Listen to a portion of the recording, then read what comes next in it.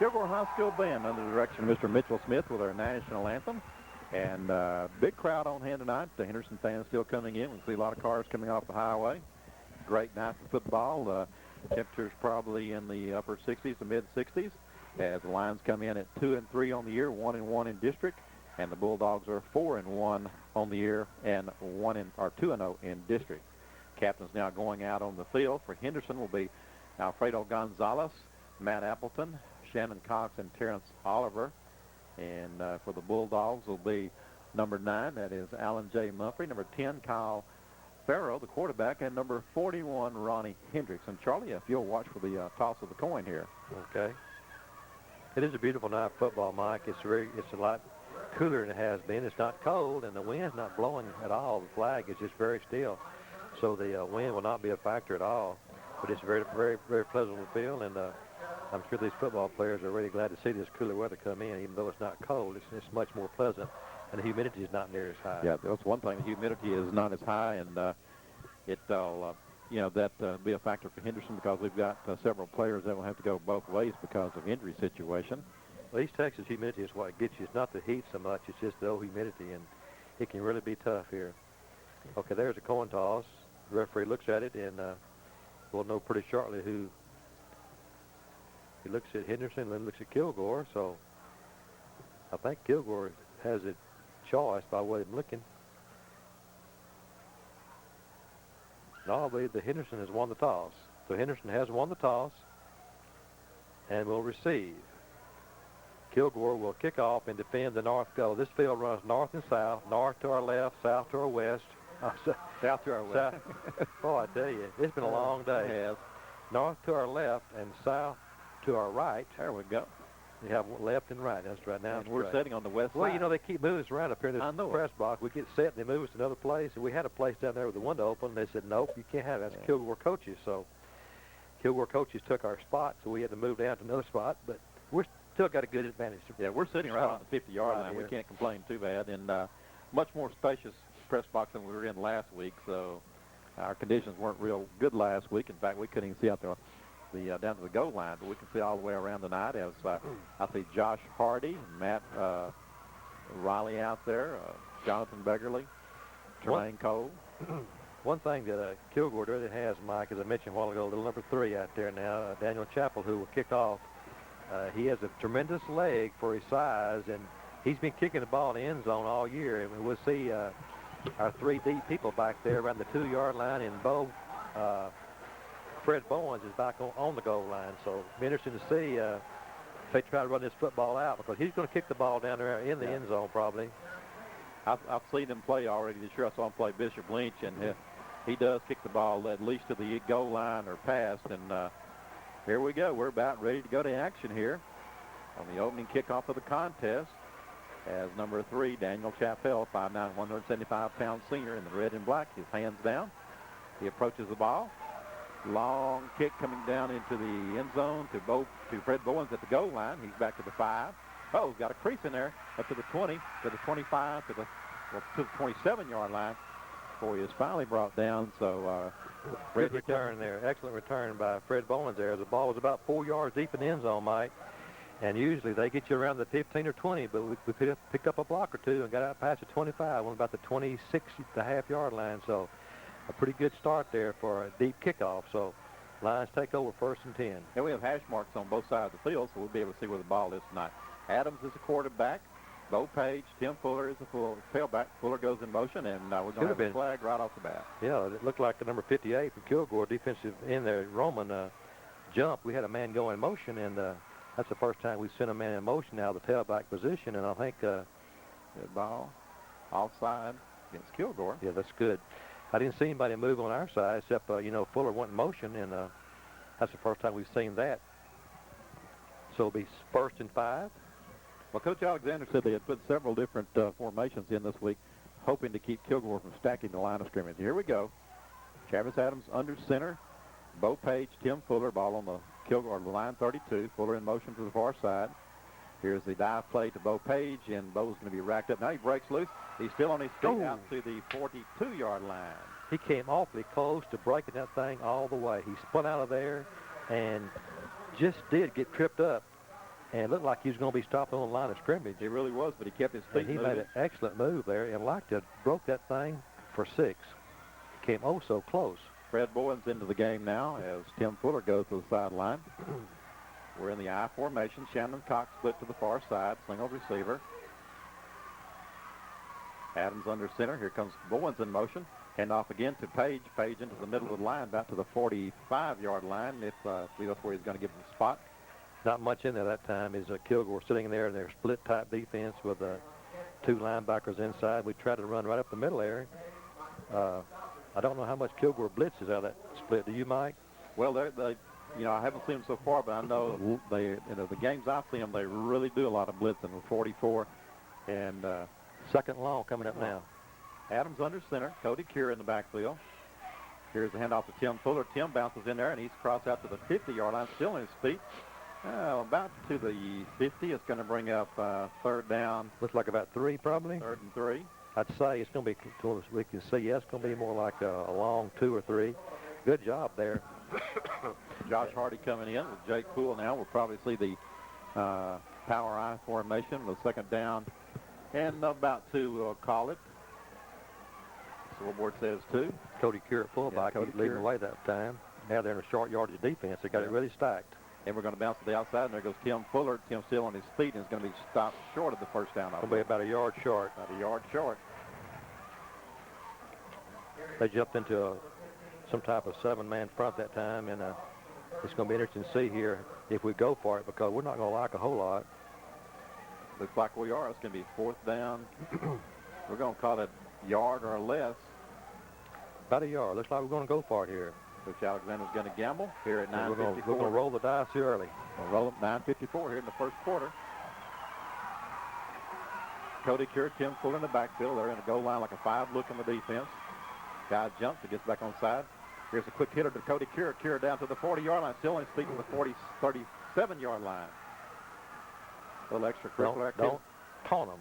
No, don't need to lose their cool. Tremaine Cole got a good block that time, and got up like he did a little taunting there. We don't want a flag, and we can't afford anything against us now. We've got a good drive going, a good first down picked up there on 4th down. So on the 38-yard line, it's 1st and 10 in Kilgore territory. Kilgore 38 on the initial drive. Adams under center. Cure and Fuller in the backfield. Fuller in motion. Quick hitter to Cody Cure, and he's bouncing in and bouncing out. Going to have maybe 1 or 2 yards in there. That's about all, so not much. So going to mark it at about the 36-yard line, we'll call it. Yeah, 36. It's going to be 2nd and 8. Clock running, 9 minutes to go in the first quarter. No score. Henderson still on the first drive. Receive the kickoff and have a little drive going here. Redwine and Coleman to this side. Page and Bowens in the backfield. Kilgore jumps, gets back on side. Here's a little sprint draw type action to Fred Bowens. He's got the corner, and he's still on his feet down to the 30-yard line before he's knocked out of bounds. Really takes a hard lick over there. Good run there by Fred. He was hit pretty hard by the cornerback, but they're about the same size, and Fred won that battle.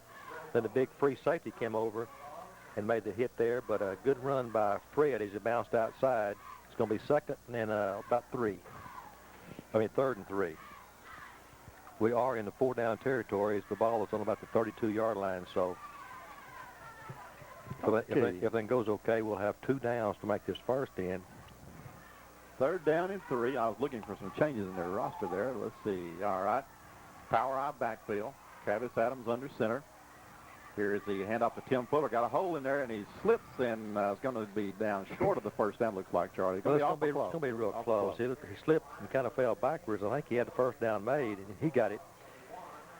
His forward progress got the first down before he was knocked sideways. So the Lions have a good drive going here. They took this ball with 8:35 in running, and they still have it. So a good drive by the Lions so far. Started at their own 27.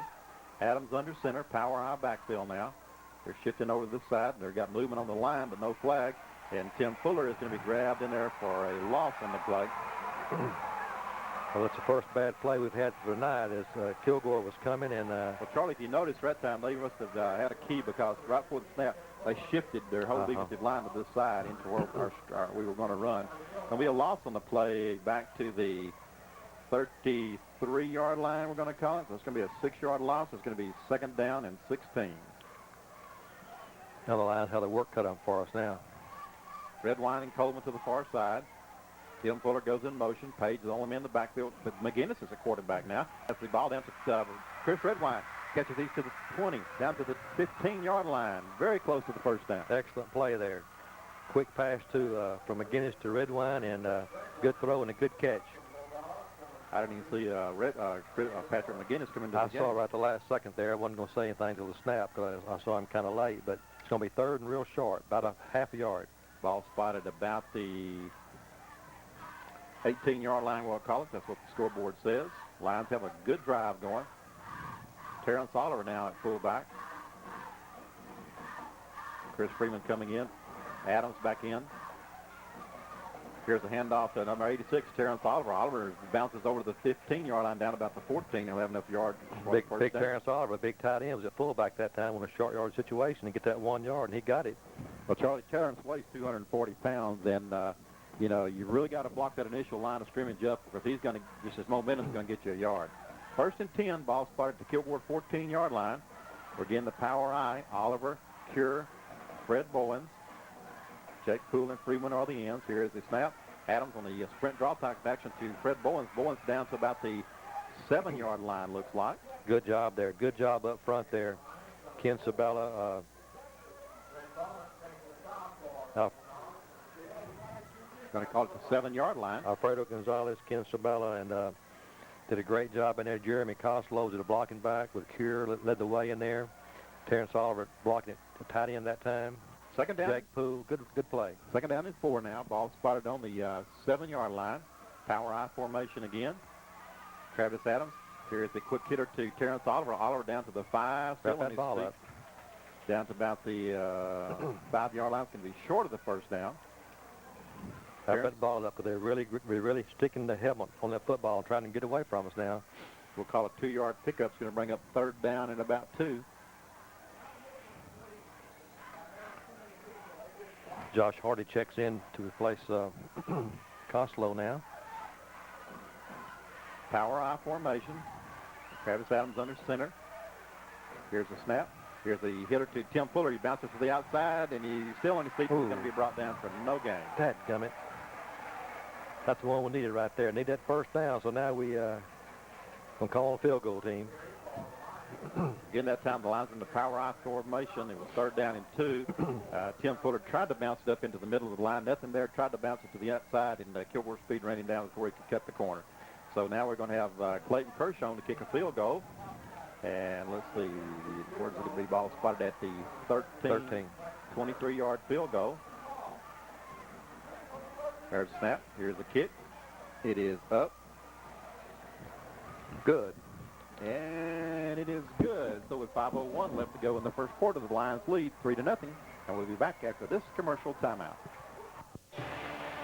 Over 2 decades ago, HBO Sports brought you inside the game for the first time. Now get pumped and primed for the 22nd season of Inside the NFL. Cable's longest-running Emmy-winning sports show returns with good old friends, a great new feature, and 6 more minutes of incredible game highlights. No other show gets you inside the game like Inside the NFL, the show the pros watch.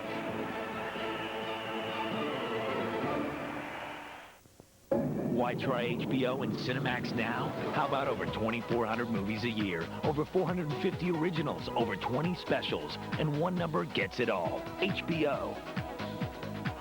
What are you waiting for? Cinemax. Are you watching this? But here's the best reason to call. Limited time offer. Call 657-3333 for details. HBO and Cinemax. Call now. And back to R.E. St. John Stadium where the Henderson Lions are taking a 3-0 lead over the Kilgore Bulldogs. And the Lions will be kicking off. Clayton Kirsch doing the chores here as we have Wildrick Williams back deep. There's a high end-over-end kick coming down to this side. It's going to be taken by Mumphrey at the 25. And he's going to be tackled in there by Scott Good. He's down. He didn't call him down. This thing happened last year.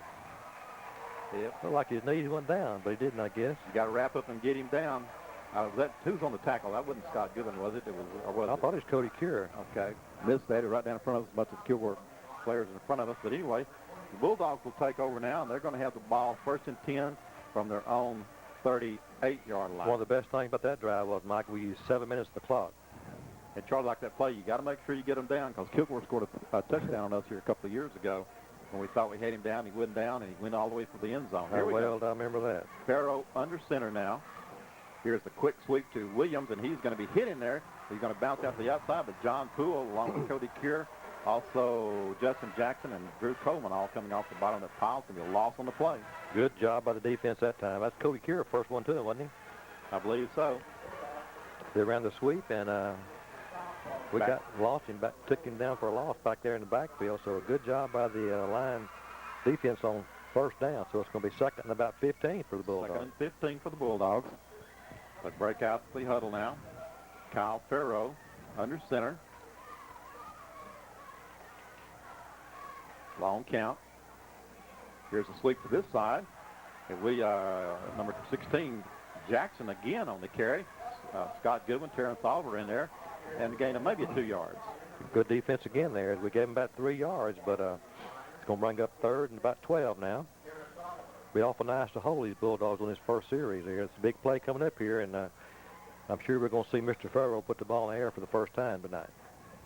Well, let's see, number 8, Wendell Harvey into the game. Passing situation, 3rd down, 13, 3:38 to go here in the first quarter. Lions lead 3-0. Twin receivers to that side.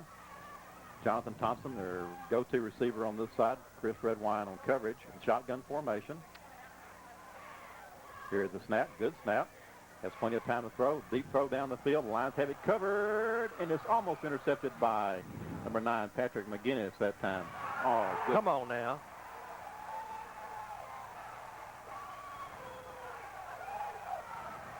You know, that's one thing we can't afford to do. The play was a dead ball foul, and Kilgore's and Henderson guys got to join each other. One of our players hit Kilgore's guy upside the head. It's probably going to cost us 15 yards. Well, I tell you, that we just can't do that. But we did. Well, actually, what happened, Charlie, you can see it Tuesday night. Patrick McGinnis was on the coverage. We had him well covered. Patrick went down. The Kilgore receiver stepped on Patrick's back as he was on the ground. Patrick got up and said something. He said something back. Another player came in and popped him upside the head real good. And I think it's going to that's Charlie. Not only can that get you 15, that can get you ejected from the game. Yes, it could. Now James Gilbert's going to say dead ball foul and sportsmanlike conduct, personal foul. This way, going against Henderson. And you know that don't accomplish anything. Well, we're fixing to get the football back here after 3 downs and out. Now it's going to be probably a first down. And Charlie Cody Cure goes off the field with some type of injury, as I see Will Clark attending to him. Anyway, the Bulldogs out of that exchange going to get a first down out of it. You can't do that against a good football team. You know, that's just those things come back to haunt you. So I hate to see that. Had them stop, give them new life. Penalties and turnovers will kill momentum. You can't hit somebody upside the head in a football game when the whistle's already been blown there. Anyway, back to action here. Bulldogs out from their huddle. Mark Lawley at fullback. Charles Jackson at tailback. Farrow dropping back to pass. He's going to be hit, and the ball comes loose, and Scott Goodwin comes up with it, picks it up, and he's on the run. They're going to say the ball is an incomplete pass, or they're going to say, nope, fumble. We got it. And the Lions recover. And again, Charlie, the Lions have got to keep their cool. There was another situation down there. I don't think you saw it, but yeah, the Lions are really intense, but they've got to put that intensity into hard hits. And Charlie, who hit Farrow then? I couldn't tell. I was watching a receiver over here. Somebody from offside hit him in the back. I'm not for sure, but somebody put a good lick in there. Lions take over 1st and 10 from Kilgore's 47-yard line.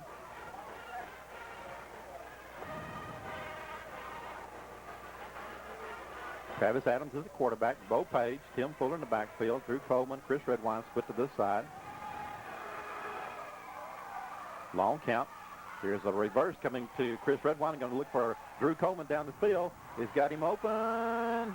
And he catches the football at the 1-yard line. We caught that ball. Took it away from him. Great catch. Charlie, that was just the end around that time with, and we got a flag down, Charlie. Oh, my goodness. Flag is going to be waved off. Okay. As once again, that play, Henderson on the 47-yard line ran a little reverse with Chris Redwine coming around. He set up shop, threw the long pass downfield. Alan Mumphrey had good coverage on Drew Coleman, but Drew's just a great athlete, wrestling down for the ball. Lions set up shop on the 1-yard line. Redwine has played some quarterback before, so he can throw the football. He made a good throw that time, and Coleman made an even better reception. We got to take it in the end zone now, Mike. Power I formation now. We're 3:02 in the first quarter. Line's already up. Mike Valerie is on the field talking to officials about something. Redwine to Coleman. I'll write that down in my notes here. 3:02. Now they're going to have an official discussion. Now I wonder what they're trying to. Now James Gilbert will come back to this side to talk to Mike Valerie. They haven't moved the chains, y'all. That all they haven't. They have the yard box on the 1 yard box on the 1-yard line. Valerie was talking to the official after the first drive too. He was upset about something on the first drive.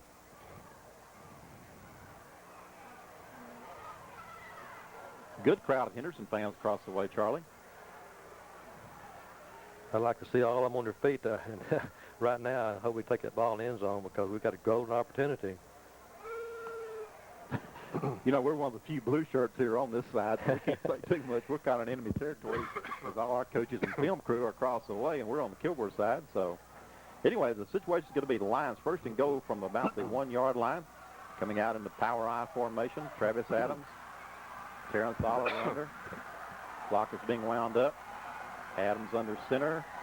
Here's the handoff to Terrence Oliver. Oliver is into the end zone for the touchdown. Good job. Good job up front there and a good run by Terrence. I mean, he got right behind old Gonzalez and Sabella and Matt Appleton and just bulldozed his way in the end zone there. They weren't even close to stopping him.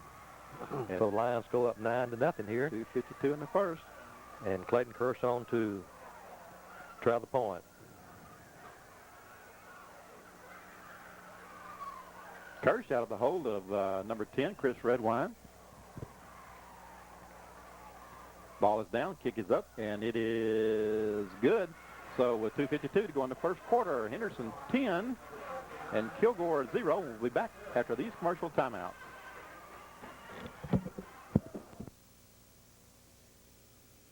Enter the world of one of history's most prolific and practical inventors. Mix science with common sense, and it equals dollars. Where work came before everything else. His inventions are his family. They're his children. Until one day, a runaway orphan showed him the light. It's a heck of a lot more interesting than a light bulb. Edison, the Wizard of Light.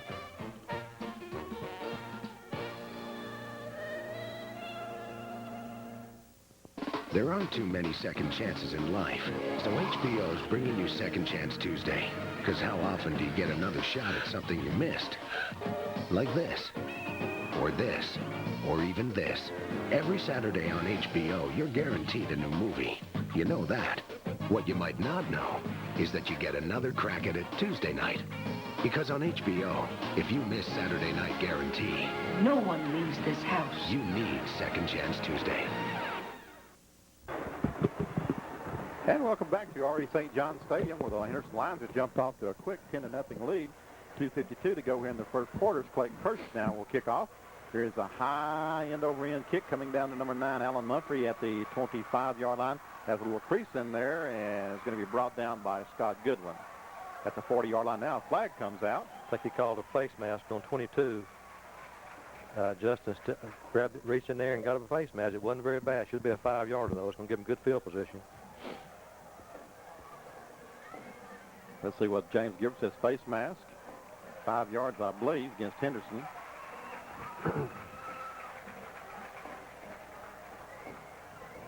That's an excellent field position for the Bulldogs. It's a good run back and like that short kick, and it's going to be out past the 45 on the 46-yard line. 46-yard line. They're on 46 as they'll set up shot first and 10. Kyle Farrow, quarterback, as James Gilbert starts the clock. Lions lead 10-0. Jonathan Thompson out to the far side. Jackson and Lolly in the backfield. Farrow under. He's going to be a little play it to Jackson. Jackson's got some running room. He's up to the 50, up to the 45-yard line. And a nice gain of about 10 yards. I believe it's going to be enough for the first down. Not just nearly 10 yards. Just say it's going to be real close. Charlie, one thing we're seeing right now, going to measure, is there a lot of toning and a lot of mouthing going back and forth between the two teams, and this is something the officiating crews probably should step in and give warnings right now, because you don't want this thing to get out of hand, because Kilgore doesn't have that many players, and we don't have that many players. You don't need ejections. No, I think he's going to be a little bit short, Mike. I think he's going to be a couple inches short, and that's going to be a situation where they're liable to really try to get the big play on us if it is.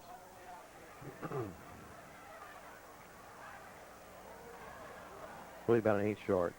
Very short. About 2 inches maybe. 2 inches maybe. As James Gilbert, the referee, says. So it's going to bring up the second down. If you just joined us, the Henderson Lions have jumped out on top of the Kilgore Bulldogs by the score of 10-0 here in the first quarter. Lions dressed in their white pants with their white jerseys with blue numbers with red trim, red belts, and their royal blue helmets. Kilgore in red and black.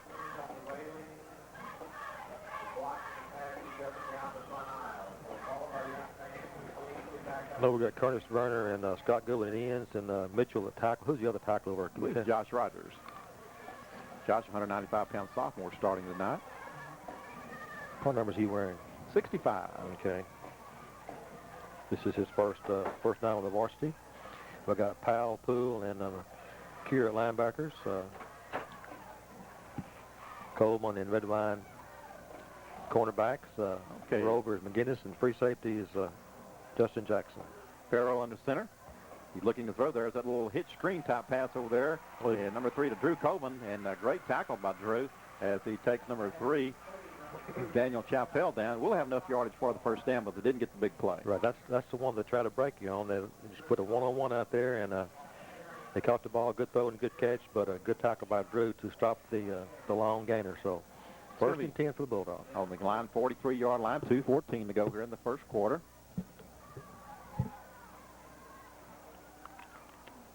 Chappell coming to this side. 2 tight ends set. Number 40, Daniel Morrison now at a fullback position. And Williams, and at the tailback here is Williams. He breaks it over down to the 39-yard line. Gain of about 4 or 5 yards on that play. There's Wildrick Williams in the ball game now for the first time at tailback.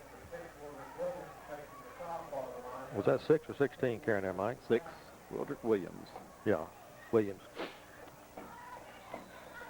Going to be about third and a long 4 for the Bulldogs, or second and a long 4.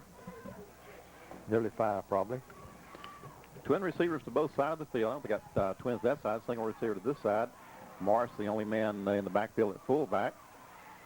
Here is handoff to Morris on a little draw play, and he breaks over the middle. He's down to the 25-yard line before he's finally brought down in there by Justin Jackson. Charlie, that was just a draw play that time. Yeah, he ran right by. It looked like, is that a Appleton playing a defensive tackle there? Yeah, Matt Appleton's been playing some at defensive tackle this week. We have a lot of people bunged up, and so we're having to alternate people in there. So it's going to be first and 10 for the Bulldogs as they set up shop now on their line 23. Morris coming out now after that run. Appleton and Josh Rogers in at tackles. Need a turnover right here. Kyle Farrow on center. Lolly and Jackson back in the ballgame now as running backs.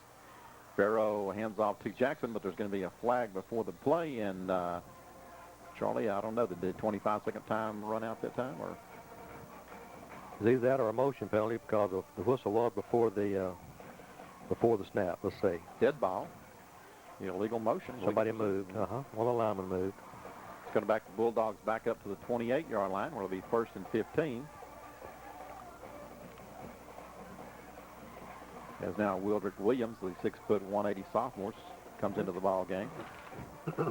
Like to see one of those line defenders put the help on the football and draw that thing loose. We got one while ago, good time, and set up our touchdown. So the Bulldogs are driving inside the 30, so it'd be a good time for it right now. 3 receivers out in the pattern. Morris at fullback. Here is the handoff again to Morris. Same play on the draw play. And he's going to be down to about the 19-yard line, looks like. Big gain on the play. Big gain. Kind of a little sprint draw there. And it, boy, I mean, he had a big hole to run through. Looks like about a 9-yard pickup. Ball's going to be 10-yard pickup down to the 18-yard line. So it's going to make up second down and 5. 10-yard run after that 5-yard motion penalty set them back. It's going to be second down and 5 now from the line, 18-yard line. And that's clock's running. They're going to let it run down, Mike. And that's going to be the end of the first quarter with our score. Henderson 10, Kilgore 0. We'll be back after these commercial timeouts. 23 hours ago, General Kororov stole 10 nuclear warheads. I'm not afraid of the man who wants 10 nuclear weapons. I'm terrified of the man who only wants one. The world Shoot it! Take the shot! it draws its boundaries in ink. Kororov crosses that border and those nukes are gone. We have a possible weapon of mass destruction coming into the United States. The Peacemaker.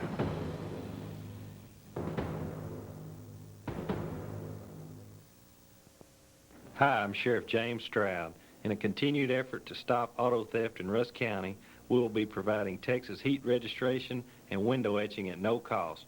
Join us at the Henderson Super Walmart on October the 17th from 9 till 4 p.m.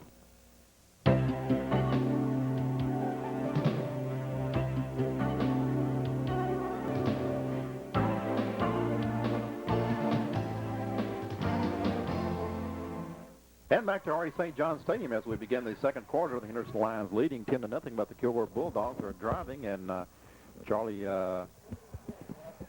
they have found some success running the draw play on us so far. That's been the big play so far. You know, the plays where they have really broke for more than 6 or 7 yards have been the draw. They got a 10 a couple of times, so we really have our work cut out for us. It's 2nd and 5, ball on the 18. Kilgore now going from our right to left, be heading north here, so big play coming up. 2nd and 5 on the 18. Terrence Oliver, Alfredo Gonzalez now at the defensive tackles. Cody Kears at middle linebacker. Farrow hands off to Williams in there, and he spins around, picks up still on his feet down to about the 12-yard line, looks like. Pretty strong runner there. Williams is. He's 6 feet at 180. He's every bit of that, maybe 190. He's a strong runner. He was a outstanding sophomore last year and a big junior this year that they moved in there to running back to give him some punch, and he gave him some right then. So it's going to be 1st and 10 for Kilgore down on the 13-yard line. Second quarter just started. Charlie, I don't see John Poole in the game right now. We have Cody Keir at middle linebacker, Costello and Powell at the outside linebackers. Kyle Farrow under center, I formation. Here's the snap. He hands off in the middle to number 16, Charles Jackson, and he breaks in there on that little trap play for 13 yards and a touchdown. Yeah, that's nothing but daylight there. Lions weren't even close to making that play. So outstanding offensive play for the Bulldogs, and they put some points on the board. 11:28 to go in the second quarter. They now trail by 10-6 score. Charlie, that's a play they ran successfully last night on the JV too. Daniel Chappell now to kick the extra point, or attempt the extra point. Here's the snap, down, the kick is up, and it is good. So with 11:28 to go in the second quarter, our score, Henderson 10, Kilgore 6, and we'll be back after these commercial timeouts. Enter the world of one of history's most prolific and practical inventors. Mix science with common sense, and it equals dollars. Where work came before everything else. His inventions are his family. They're his children. Until one day, a runaway orphan showed him the light. It's a heck of a lot more interesting than a light bulb. Edison, the Wizard of Light.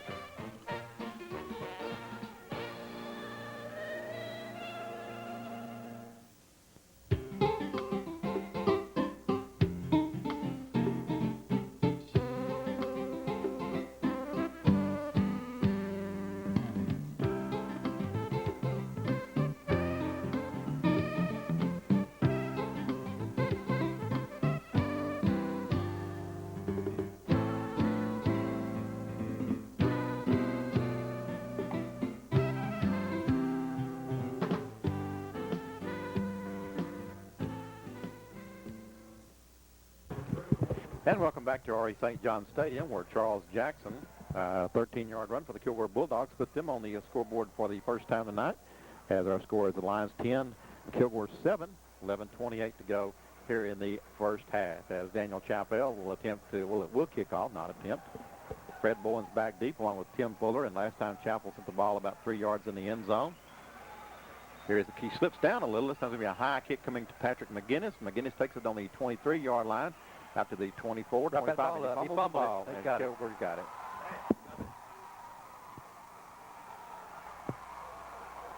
That time was a high kick down to Patrick McGinnis. He took the ball, tried to make some yardage out of it. Comes up and he fumbles the ball at the line 29 or 28-yard line. So the Bulldogs are going to be in good shape here. First and 10 on the line 29. That brings the Bulldog fans to their feet. Let's see if they go for the big play right off the bat.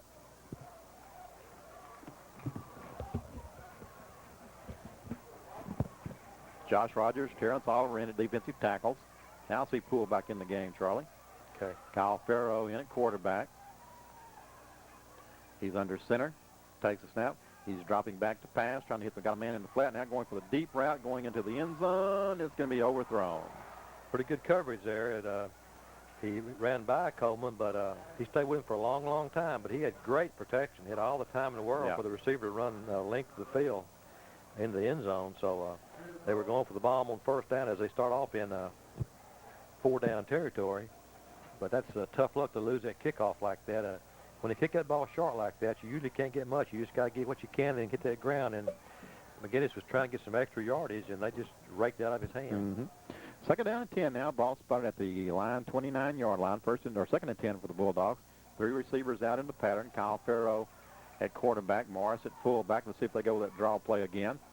Here it is, and here it is to Morris, and that time he's going to be hit the line of scrimmage and breaks through down to about the 25-yard line where John Poole makes a stop after about a 4-yard gain. Going to bring up a third down and 6. So it'll be awful nice to hold them right here on third down and make them go for the field goal. They have an excellent field goal kicker, but if you lose the ball on the 29-yard line, it can come out with just a 3-point play. Well, then you've come out okay. Matt Appleton coming into the game now for the Lions. Lions do lead 10-7 with 10:39 in the second quarter.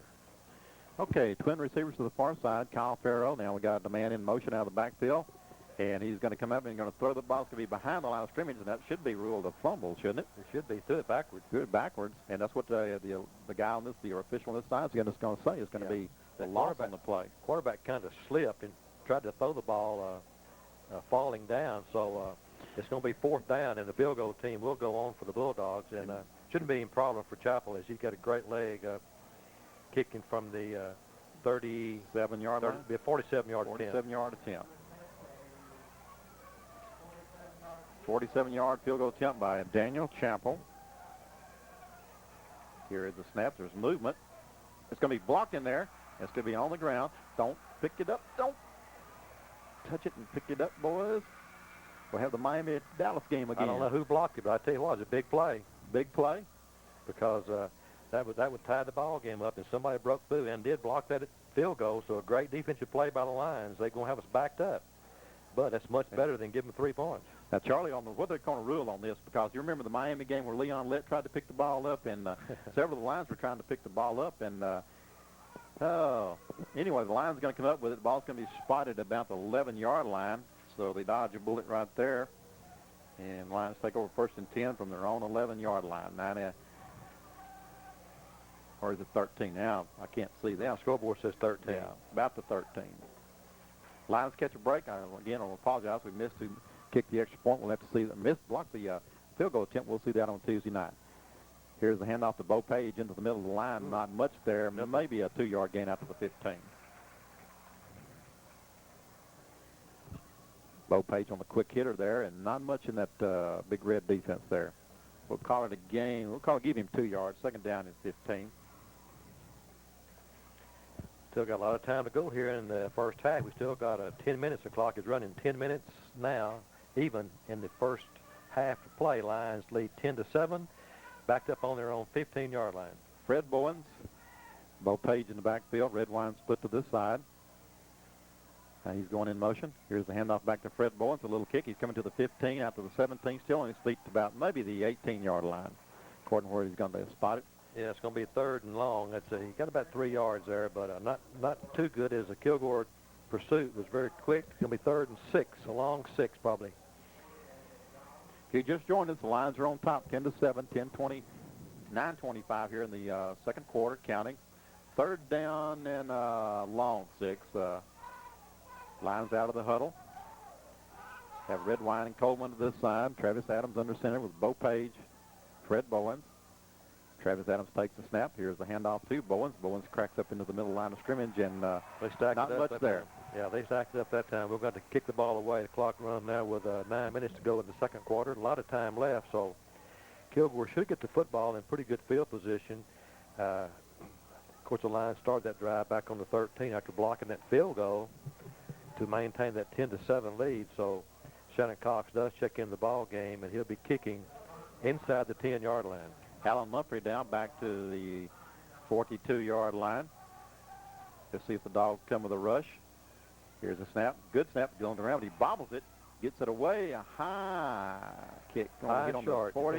Going to roll out about the 40. Still on the 48-yard line. And didn't turn out too bad after fumbling the snap. I tell you, it scared me to death there. He got a pretty good rush. And Charlie, was a pretty good snap, really. A little bit low. Bobbled it. Just couldn't come up with it clean. So the Dogs will take over now in good field position at the Lions' 48-yard line. 1st and 10. Lions need to come up with a big play right now.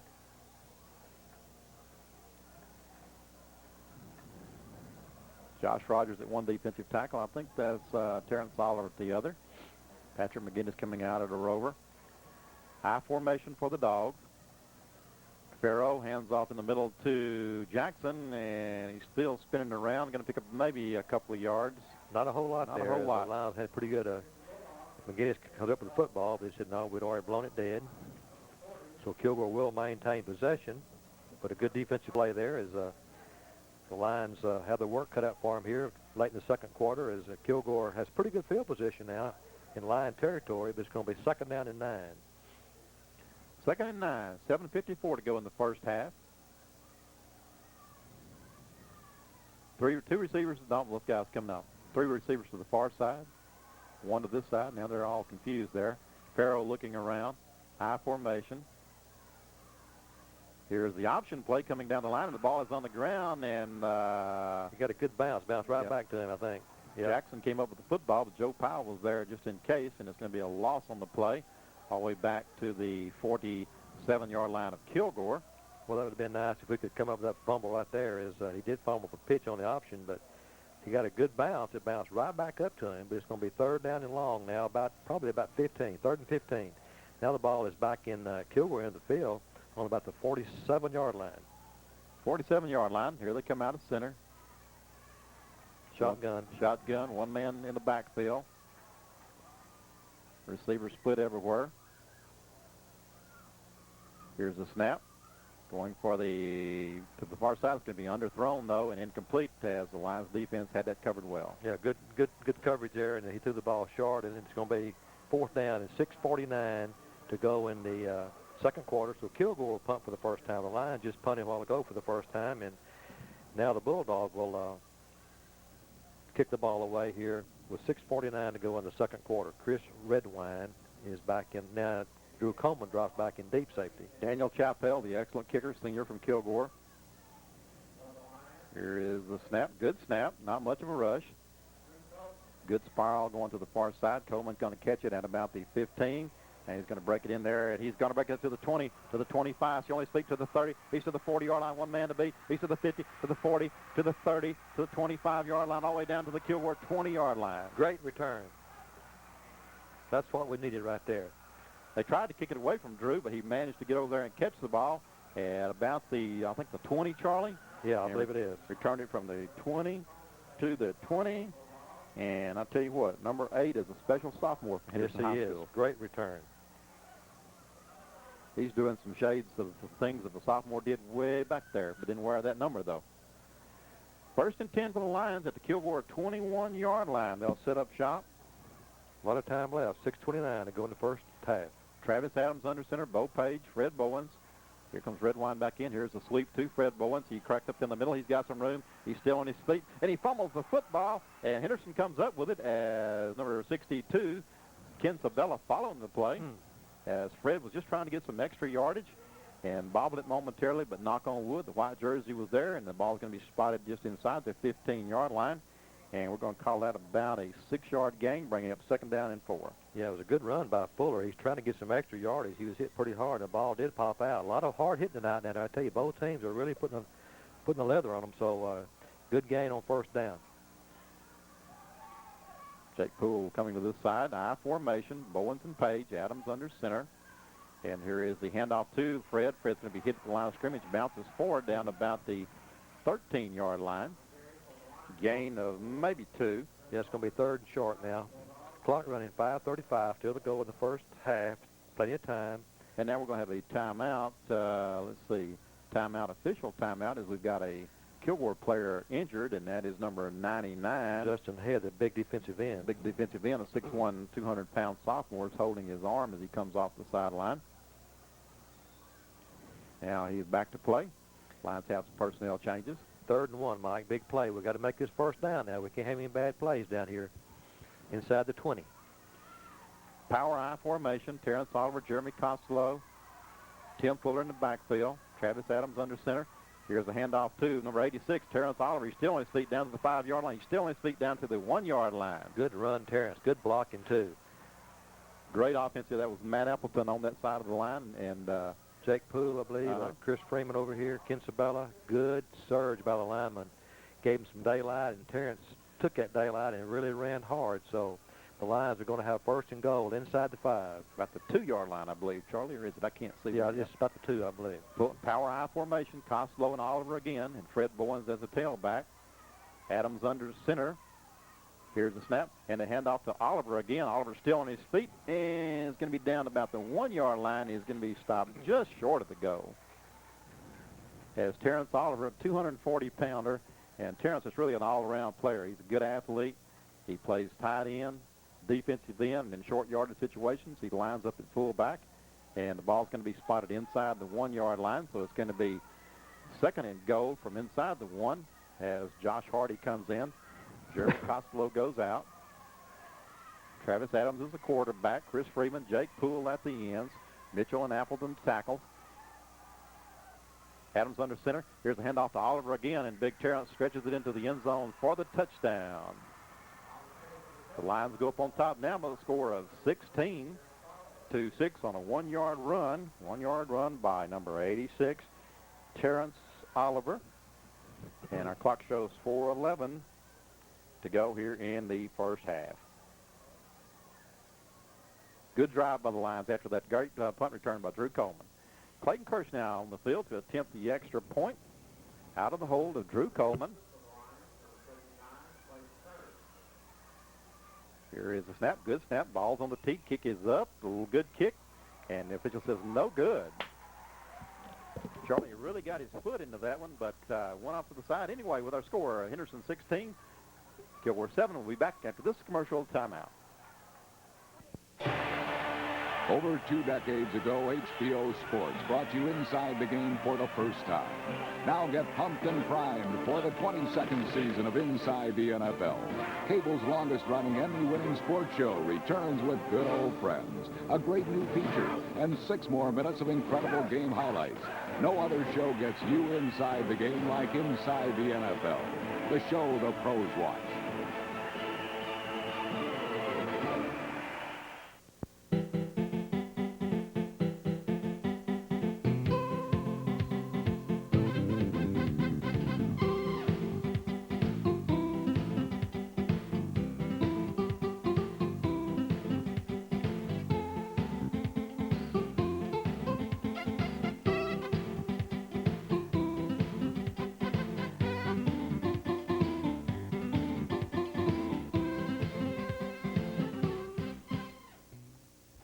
And back to R.E. St. John Stadium, where we have 4:11 showing on the clock here in the first half, as the Henderson Lions have gone up on top now by the score of 16-7 over the Kilgore Bulldogs, as Clayton Kirsch will attempt to kick off again.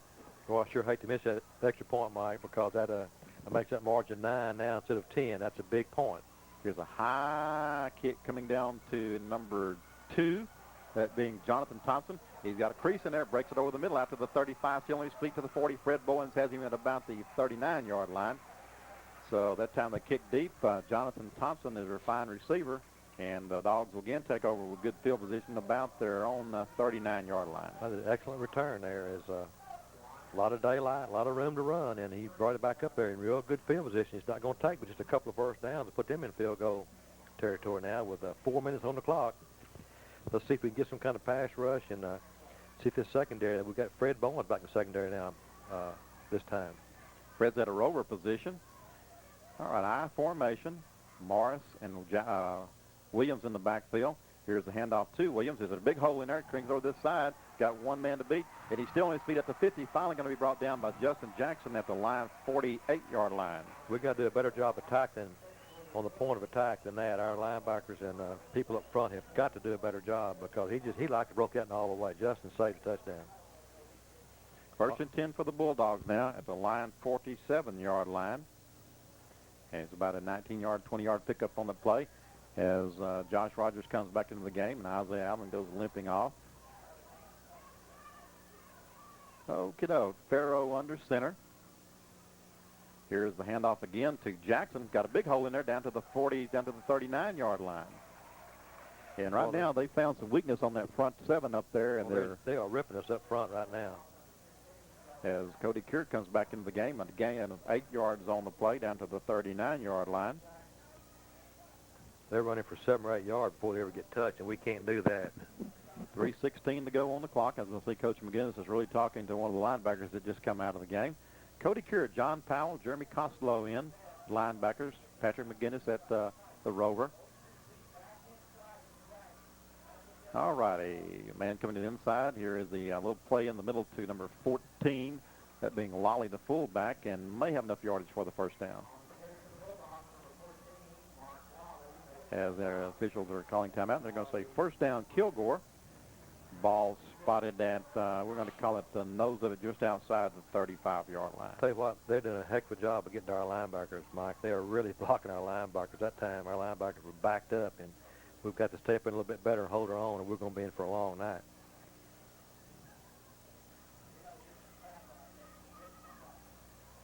All right, Farrell under center now in the I formation. Rogers, Mitchell in a tackle, I believe. Farrell on the center, man in motion, the tight end to the side. Here's a little handoff back in the middle to Williams again. A big hole in there again, and Justin Jackson finally steps in there to make the tackle down at about the 28-yard line, but that's another big gain on first down.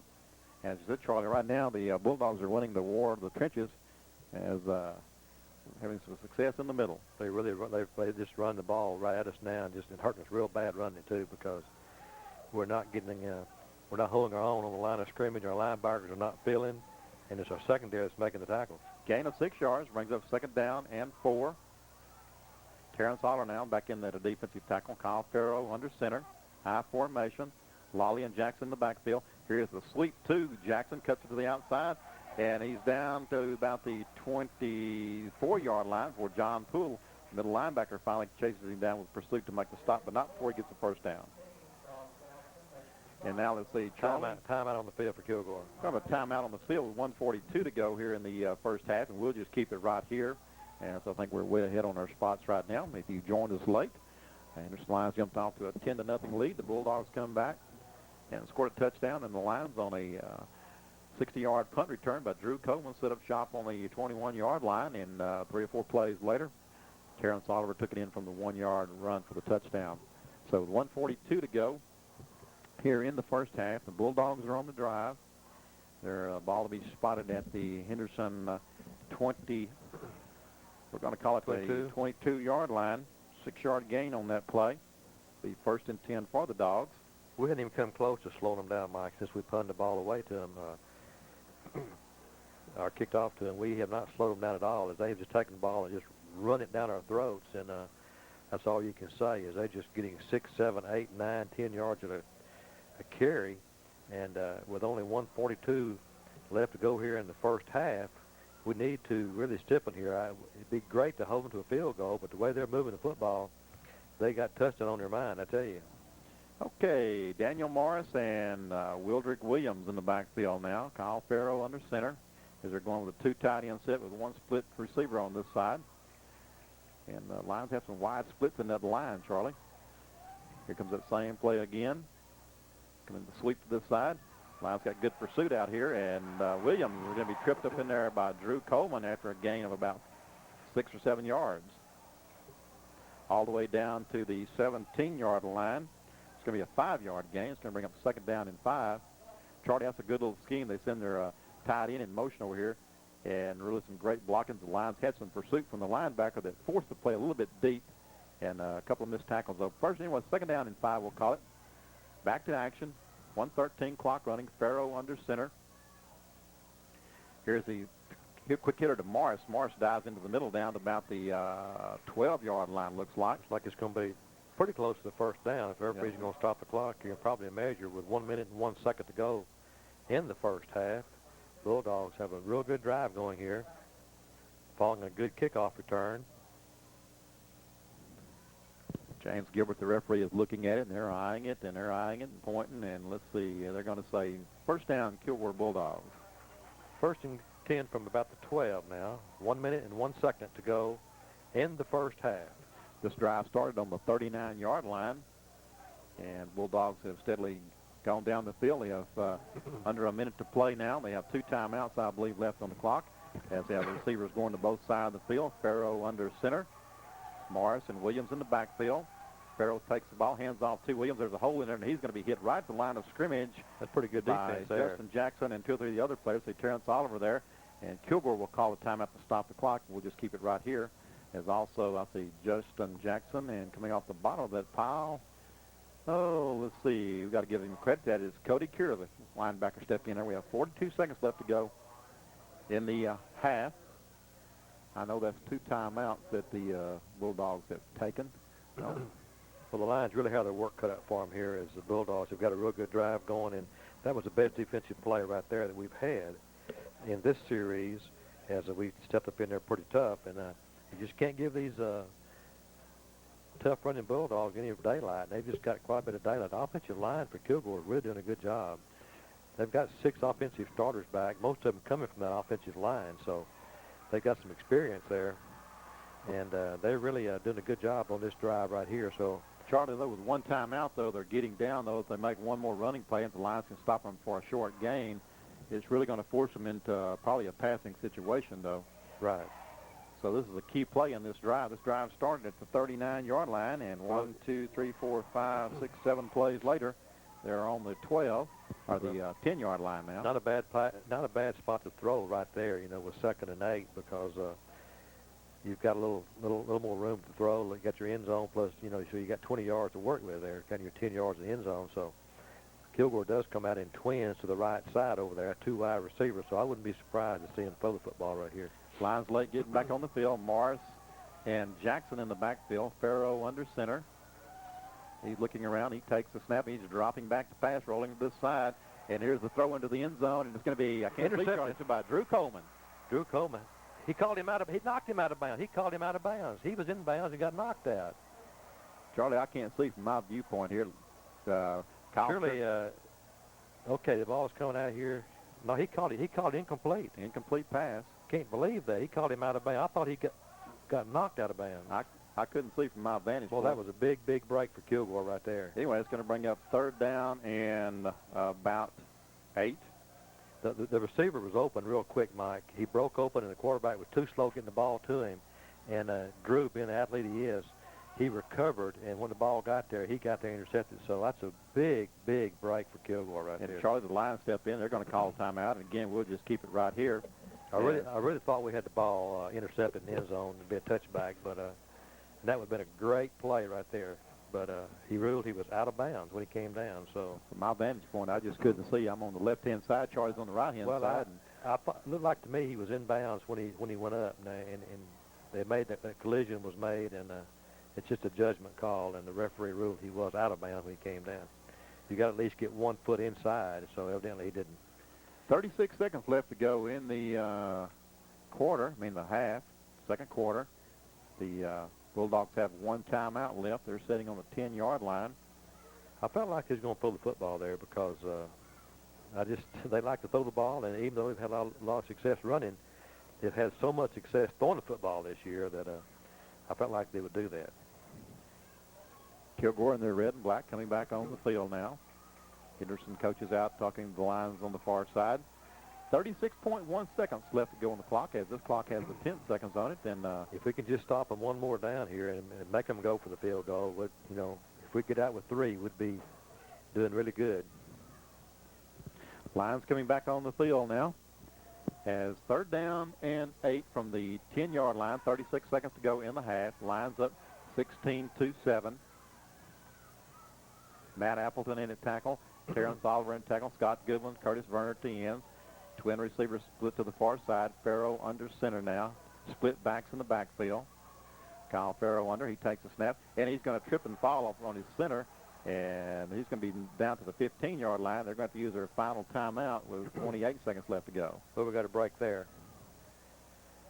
As Farrow just simply got his footing mixed up with his center and tripped to the 15-yard line, and it's going to set up 4th down, Charlie? Yes, that's their last time out, so it'll be a field goal attempt by Chappell. So I'm sure he'll get the ball up this time. A while ago, he didn't kick it very high, and we blocked it a while ago, but it'll be the ball's on the 15, 22, be a 32-yard attempt. 32-yard attempt by Daniel Chappell, 5'9", 175-pound senior, and 28 seconds left to go here in the first half. Been a good first half, I tell you. The Lions have led all the way. The only thing that we hadn't done, and I'd sure like to see us do, is kick that extra point a while ago and keep that thing on 10 instead of 9, because a touchdown, the field goal, extra point would win the ball game for Kilgore. He's going to be set down at about the 22-yard line, so it'll be a 32-yard attempt for Chappell from the near hash mark. He's a right-footed kicker. Lions coming back on now. We sure don't want to. Got to watch for the fake, too. You don't want to don't be offside, because we got offside, it'd be a 1st down. We don't like 4 downs, so we don't want to make a mistake and do that. Let's see, here is the snap. It's a good snap. The ball is down. The kick is up, and it is good. So with 28 seconds to go here in the first half, second quarter, the Bulldogs put 3 points on the board. That makes their score Lions 16 and Kilgore 10. As Daniel Chappell hit a 32-yard field goal. Lions really have dodged a couple of bullets so far. The defense has come up and held when they had to. And, Charlie, here's a situation again to watch out for the onside kick. Yeah, it's definitely onside kick time for them. Well, they could kick it in the end zone. He kicks the ball so deep. It all depends on, what they want to do. With a guy like him kicking, they could kick an onside kick, and if they got it back, they could possibly hit because he was kicking from 55 yards in pregame. So, good kicker really gives you a good advantage. That's a positive.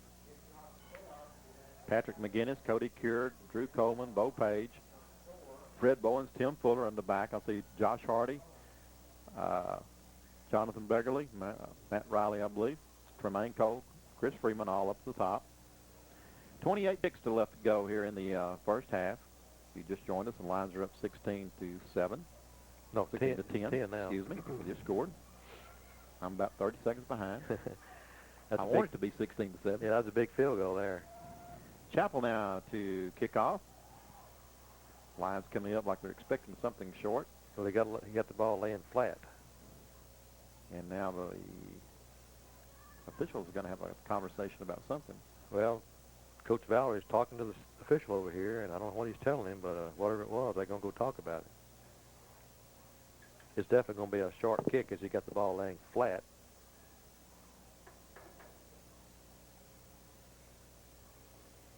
I've never seen as many official meetings all my life. That's 2 or 3 times now they've got together and huddled up. Well, Charlie, there was quite a bit of controversy in a couple of games last week with the officiating crew, and I don't know if we'll have time to talk about that, but it was more over a rules interpretation, and I don't really know what they could be discussing right now. I don't either. As the field goal was good.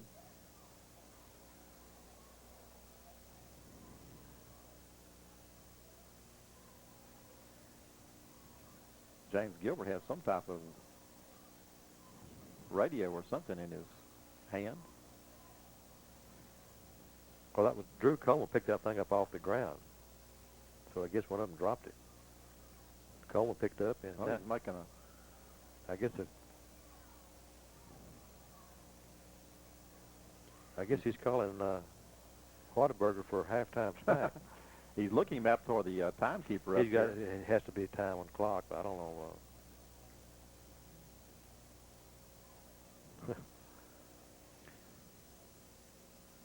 And he's talking, and let's see, I hadn't seen anything move. As we're right before halftime, he's saying putting 2 seconds on the board. I believe that's what he says. I don't know why Valerie wants 2 seconds on the board unless he knows he's going to cover an onside kick. He might know something we don't know. Well, took 2 seconds off the board. 2 seconds off the board. Oh, that's what he was doing. Now he's back out talking to James Gilbert again. Give him give him one of the radios, Mr. Official. Y'all just talk that walking toward each other. He had stopped talking all night. Valerie hadn't. No luck. He's too happy about it. Everyone came out of it, so he lost 2 seconds in the deal. Anyway, Chappell set the kick now. And it's going to be a squibbler on the ground. It's going to be down, and let's see, he's going to be picked up by Just get on the ground. Bo Page still on his feet, bouncing around, and it's going to be stopped at about the 15-yard line. Get down and take it right there. We don't want to take it. We don't want to fumble the football right there. Yeah, we got the lead. You want to give them a big break. There's 22 seconds left to go now in the first half. Lions on top 16-10. We'll see if the Lions just choose to fall on the ball or try to run something special. Yeah, I'm not going to second guess Coach Alexander, but I just have an idea right now. We're going to take that 16-10 lead and go to the dressing room right there. We don't have to take any chances down here. Ball spotted on the 17. Tim Fuller, Bo Page in the backfield. Adams, and he'll just take a knee as we thought. And that's probably going to be the end of the first half. As the clock is ticking off, 15, 14, 13. So our halftime score here at R.E. St. John Stadium is your Henderson Lions 16 and the Kilgore Bulldogs 10. And we'll come back with the Henderson High School band after these commercial timeouts.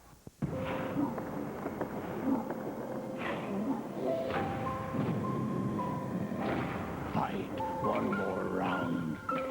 When your feet are so tired that you have to shuffle back to the center of the ring. Fight one more round. When your arms are so tired that you hardly can lift your hands to come on guard. Fight one more round. When your nose is bleeding and your eyes are black. Ray, somebody to from the boys now. We're blowing it. When you're so tired that you wish your opponent would crack you on the jaw and put you to sleep. Fight one more round. The best fighters in the world have a few things in common. Determination, drive, the will to be the best. And they all fight on HBO. Fight one more round. Remembering that the man who always fights one more round is never whipped. Fight one more round. For over 25 years, boxing's undisputed champion. There aren't too many second chances in life, so HBO's bringing you Second Chance Tuesday. Because how often do you get another shot at something you missed? Like this, or this, or even this. Every Saturday on HBO, you're guaranteed a new movie. You know that. What you might not know is that you get another crack at it Tuesday night. Because on HBO, if you miss Saturday Night Guarantee, no one leaves this house. You need Second Chance Tuesday. Why try HBO and Cinemax now? How about over 2,400 movies a year, over 450 originals, over 20 specials, and one number gets it all. HBO. What are you waiting for? Cinemax. Are you watching this? But here's the best reason to call. Limited time offer. Call 657-3333 for details. HBO and Cinemax. Call now. Hi, I'm Sheriff James Stroud. In a continued effort to stop auto theft in Rusk County, we will be providing Texas heat registration and window etching at no cost. Join us at the Henderson Super Walmart on October the 17th from 9 till 4 p.m.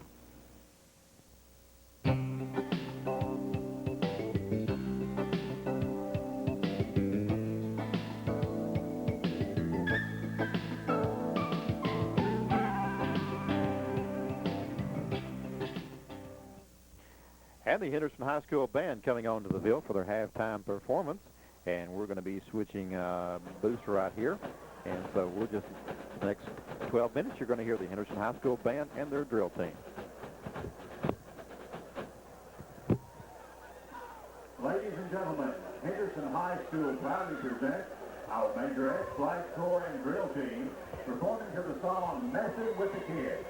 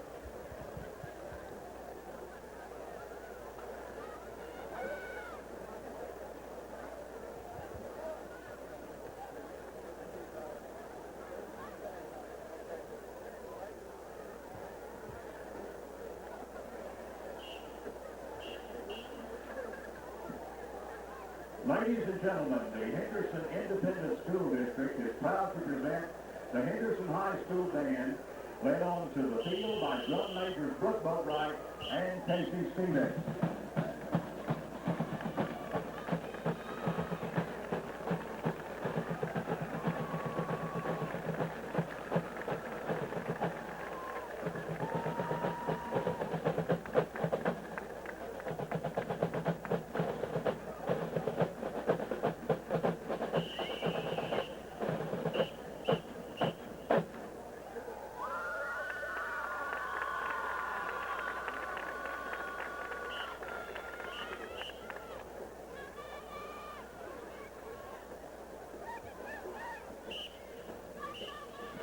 Our presentation begins tonight with a festival prelude fanfare by Reed.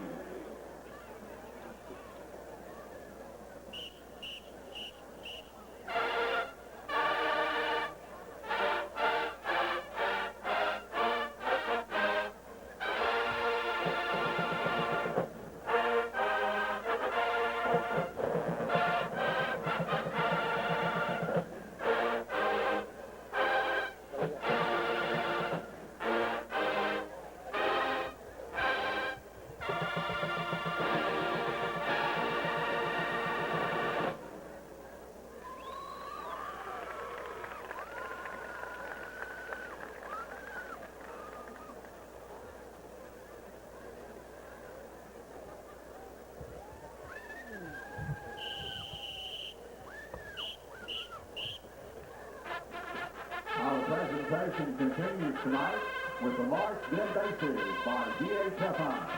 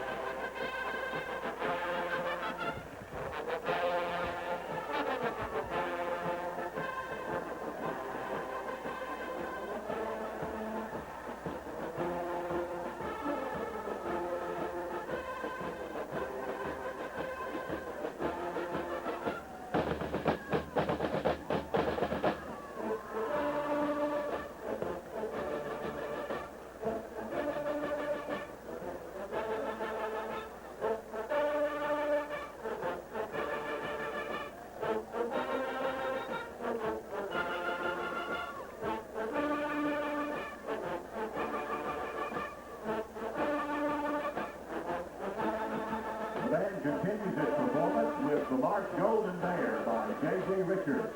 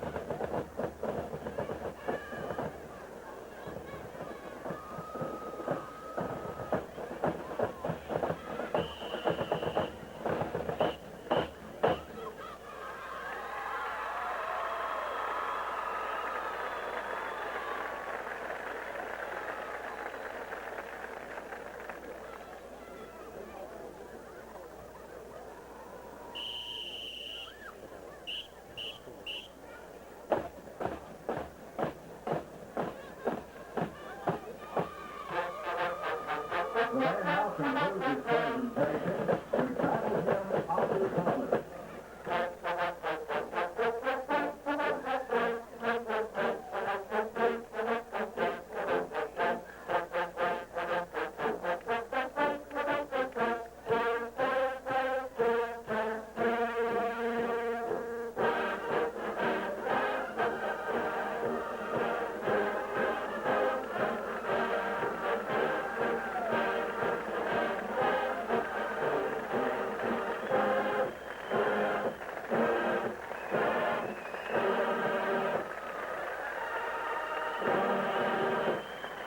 Thank you, ladies and gentlemen, for your studies attention tonight. The Director of Instrumental Music for the Henderson Independent School District is Mr. Rodney Ferguson.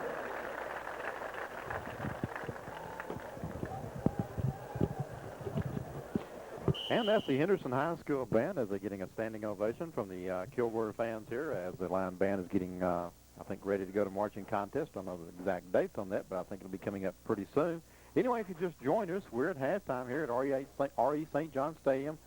Henderson Lions on top of the Kilgore Bulldogs by the score of 16-10. And it's time for the Kilgore band to come on, so we're going to send it back to the station with Bo, and we'll come back and talk about the first half. But first, we're going to have these commercial timeouts. TCA.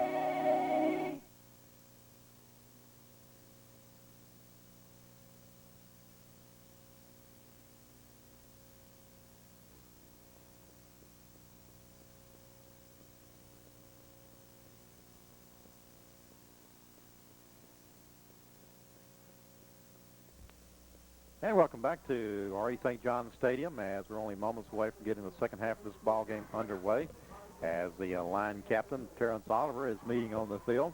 So number 41 from Kilgore, Ronnie Hendricks, as they're going over the options. And Kilgore, I think, will have the option. And they will receive the football. And Henderson will be defending the north goal. So we're only moments away from getting the second half underway. Well, I tell you what, if the second half's anything like the first half, it's going to be exciting. And I just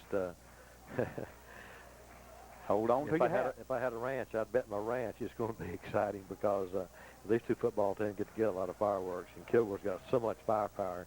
Offensively, Henderson did a great job along with the defense to put 16 points on the board in the first half. That's really a good outing against the Bulldogs and hold them to 10. Well, I tell you what, we've got to maintain some drives like that while ago, Mike.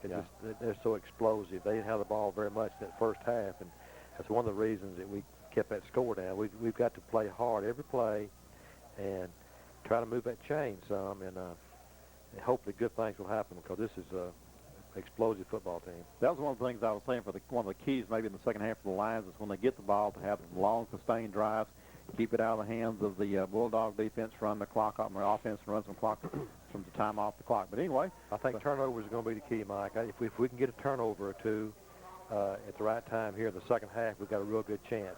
If we can't get a turnover, it's going to be awfully tough. Clayton Kirsch to kick off for the Lions, and as in the past, let's see if he kicks it across. If he's kicking from the right hash mark, if he kicks it across the field to the left side of the field, where Alan Mumphrey is waiting. One man, Wildrick Williams, is on the 10, but we haven't kicked it deep so far. And here is the kick, a high end over end kick coming down to the 39-yard to Mumphrey. And he's got a little crease in there, breaks to this side, and John Poole misses the tackle. Drew Coleman to the left. Here's Drew and Mumphrey, and Drew's going to run him out at about the 50-yard line. So that's not what we wanted to see. No, that's an excellent return there. They did a good job. And good job by Drew Coleman that time, Charlie, as he didn't really commit. He made the runner go to the outside and waited for some help to get there. But Kilgore is going to set up shop here first and 10 from the line 48 to begin the second half. Yeah, that's excellent field position for Kilgore there. You hate to see that. We're talking about a turnover ready to go. I wouldn't mind seeing it pretty quick right now. Split backs, Morris and Williams in the backfield.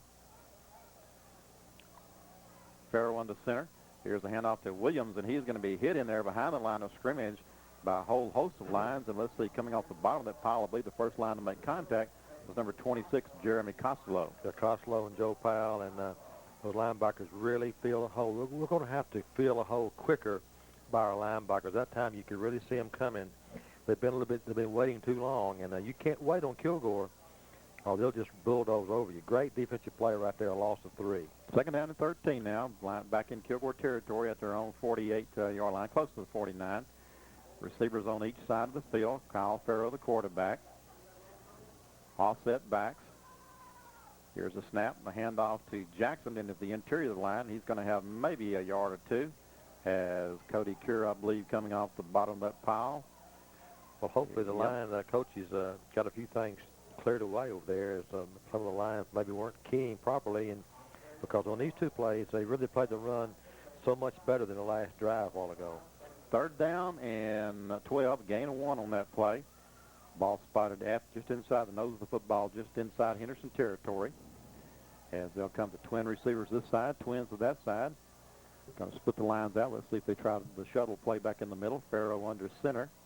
He's in the shotgun now. and he's dropping back to pass, and here is the throw out into the flat, and it's going to be caught at about the 45-yard line for a gain of about 5 yards, but well short of the first down. Yeah, that's going to be short. They're going to kick the football. They can't take a chance there. Trailing 6 points here early in the third quarter.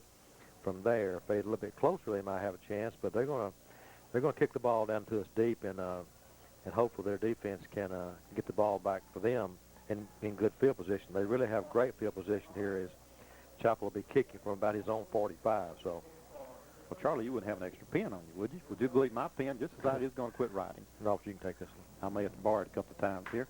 Here is the snap, high end over kick, going for the coffin corner. Drew Coleman on the fair catch, and the ball's going to go into the end zone as the Lions catch a break right there. And my pen refuses to write. Well, go ahead and use that one because you need that one too. I'll just do that just to kind of keep up, but you need it for your for the coach's report. For the coach's report, so forth. 9:37 to go here in the third quarter as the Lions will set up shop now 1st and 10 on their own 20-yard line. And Charlie's going to work on my pen now. Maybe he can get it going. Could be out of ink. Here we go, I formation. Travis Adams, Bo Page, Tim Fuller in the backfield. Here is the cross sweep to number 15, Tim Fuller. He breaks out over the 20, about the 22-yard line. Maybe a 2-yard gain. That's just the old traditional cross sweep or tray play. Good defense by Kilgore there. They didn't give Tim any room that time, so all he could do was just get a couple of yards. So it's going to be 2nd and 8 now as the Lions are backed up now on the 21-yard line, 79 yards away. So we need to move that chain a time or two here before we have to kick it away. I formation, Bo Page, Tim Fuller in the backfield, Travis Adams under center. Here's the handoff to Fuller, and he's going to be hit in the backfield, but bounces off and not maybe a yard loss. That was just great effort by Tim to get back to the line of scrimmage. Well, they had about 5 red shirts. We didn't block anybody that time. I don't know whether they had a stun on or what, but they came right by us like we weren't even there. Good defense there. Chris Redwine now into the ball game. 3rd down and 9. There's a pin. Thank you. Mr. Ronnie Powell throws us a pin. Saves the day. I'll bring 2 next time. Here we go. Chris Redwine, Drew Coleman split to the far side. I formation. Tim Fuller in motion. Travis Adams dropping back to pass. Here's the pass out into flat to Redwine, and that's going to be ruled a fumble, Charlie? Surely not. He threw the ball forward. Well, nobody's made a signal yet. I don't think it was. It did look like lateral from up here, but the referees hadn't said anything, so it. Incomplete pass. That's right. That's correct. There's no doubt about that. Come on, referee. Don't waste long. Give me a heart attack. That's he was definitely throwing the ball forward. You know, not to criticize the official, but that's one thing you like to see. You like to see decisive decisions. 8:07 now in the third quarter. Lions stopped on their drive. We will have to kick deep, though. Shannon Cox now having to kick. Last time he bobbled the snap. Let's see, Josh Hardy, I believe, is the deep snapper. I can't tell you. 47. Bulldogs lining up like they're going to come after it. Here they come. Good snap. Spiraling kick's going to come down to the 45-yard line. And here comes number 9, Mumphrey, and he's going to be tackled by Jake Poole. Good job. Good job, Jake. Tackle by Jake Poole. Yes, it was. You're talking about one of the sophomores. Alan Mumphrey, the running back, getting chased down by a 210-pound tackle tight end. And so the Bulldogs will have good field position again as they'll be on their own 48-yard line. Well, Jack used his head there. He didn't try to go up the field and get him. He used a good lateral pursuit and took a good pursuit angle to cut him off, and that's what you got to do. Good play. Bulldogs out of the huddle. Farrow with Daniel Morris in the backfield. Williams split to the far side along with Thompson. Farrow under center. Here is the snap, the handoff to Morris, and he's going to be hit at the line of scrimmage by number 26, Jeremy Costello, for no gain. Good defensive play there on 1st and 10 as Kilgore does have good field position again. 7:42 and clock running here in the third quarter. Lions up 16-10 in case you happen to tune in late. We're early in the third quarter. Lions 16, Bulldogs 10. 2nd down and 10, and the ball is on the 49-yard line of Kilgore. Bulldogs break the huddle. Receivers on each side. Tight end set. Kyle Farrow, Jackson, and Lolly in the backfield. Farrow under center. He takes the handoff in the middle to Jackson, and he's going to be hit immediately by John Poole. That's the play that killed us on a while ago when John read that thing perfect that time, and he attacked it, Mike. He didn't sit back and wait. He really made a good play. That's the play that really hurt us on a little sprint draw in the first half, but the line coaches hopefully got that straightened out, and so far the Lions have done a great job. Third and about 11 now. Loss of 1 on the play. Giving some forward progress. Farrell will be in the shotgun. The receivers split on both sides of the field. 4 receivers out in the pattern. Here is the snap. He's driving back, and the throw, and it's going to be down to Mumphrey. Mumphrey breaks it back to the middle, and it's going to be down to about the 45-yard line. That's just the old Notre Dame screen there, Charlie, and it's going to be short of the first down. Let's see if the Bulldogs will go for it. Yeah, that was tough. I thought he was going to break that thing for a minute. Good throw and a real good run. Took him like about a long 2 as the punting team does go in. This is an excellent place to try to fake, though. So I wouldn't be surprised to see them. But the Kilgore defense thinks they can hold us, so probably this early in the ball game they're going to kick it away. Ball spotted at the line, 44-yard line. Daniel Chappell to kick the point. Let's see if he goes for the corner again. Here is a snap, not much of a rush, just contained. A high kick going down to Coleman. Coleman catches on the 10. And coming to this side, he's on his feet. Going to be nope. He's still on his feet now. If he gets out of that, he's down to the 20, to the 25, to the 30, to the 50, to the 40, to the 30, to the 20, to the 10, to the 5. Touchdown, Drew Coleman. What a run! What a run! I tell you, he is Houdini, Mike. I made the statement. If he gets out of that punt return there, he had 7 red shirts looking him in the face when he caught the football. And I said out loud, if he gets out of that, he is unbelievable. 90-yard touchdown return. People, he is unbelievable. Darling, that looked like signs of Joe Wiley. I think say you hate to make comparisons, but oh my you know, you and I have been around a long time, and kind of some number 22 things there, just kind of magical things that happen. Oh my goodness! 90-yard touchdown kick, punt return. You talking about silence the Kilgore crowd over here in front of us? They couldn't believe it. And the Kilgore coaches are next to us in the booth over here, and they're about to tear the walls out of here. They can't believe that we're allowing that many.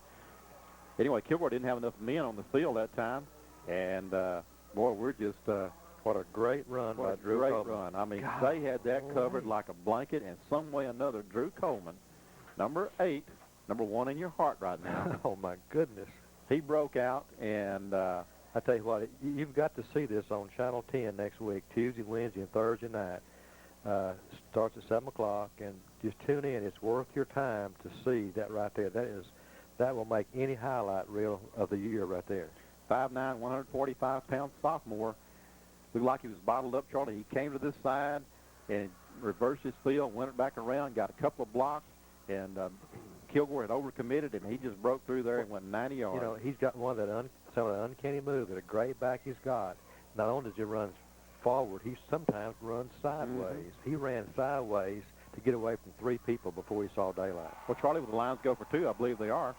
Yeah, I believe they will too. Since missed the extra point a while ago, it's a great time to go for 2. Okay, I formation. Travis Adams under center. Terrence Oliver the fullback. Fuller in motion. And here is big number 86, and he's going to be stopped short of the goal as Terrence Oliver trying for the extra 2. Didn't make it, and our score is going to remain Henderson. Now we have flags on the field, Charlie. And I don't know what that's going to be about. But anyway, our score is Henderson 22, Kilgore 10. And I think it's a dead ball foul. So we'll be back after these commercial timeouts. Over 2 decades ago, HBO Sports brought you inside the game for the first time. Now get pumped and primed for the 22nd season of Inside the NFL. Cable's longest-running Emmy-winning sports show returns with good old friends, a great new feature, and 6 more minutes of incredible game highlights. No other show gets you inside the game like Inside the NFL, the show the pros watch.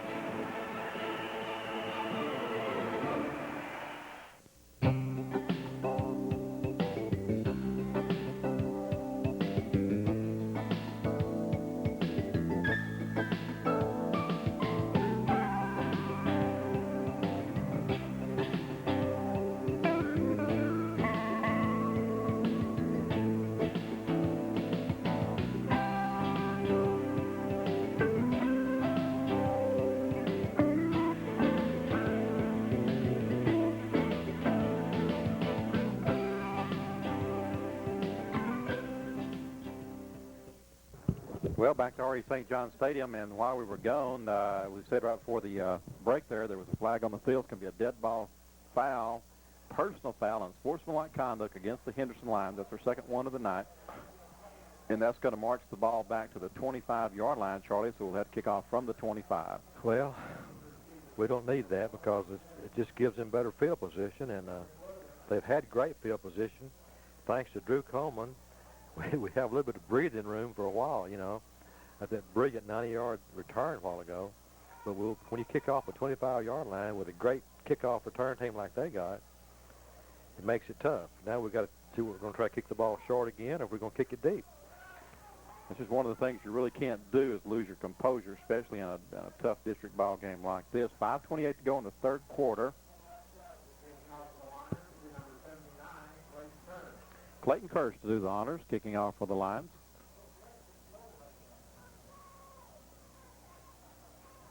Wildrick Williams standing at about the 25, now up to the 30-yard line. Mumphrey at about the 40. And, Charlie, this might be a time just to kick the ball deep and take your chances because of the fact that if you kick it short, you're going to give them the ball at midfield probably. Yeah, that's correct. I believe he's going to get a little bit more running start this time and try to. And here is the kick. Long kick going to Williams down. He kicks it at the 15-yard line. Breaking out to the far side, and there is a hole, and that's what we didn't want to see. And Williams is on his feet. He's down to the 40-yard line before he's finally run out of bounds by Fred Bowens.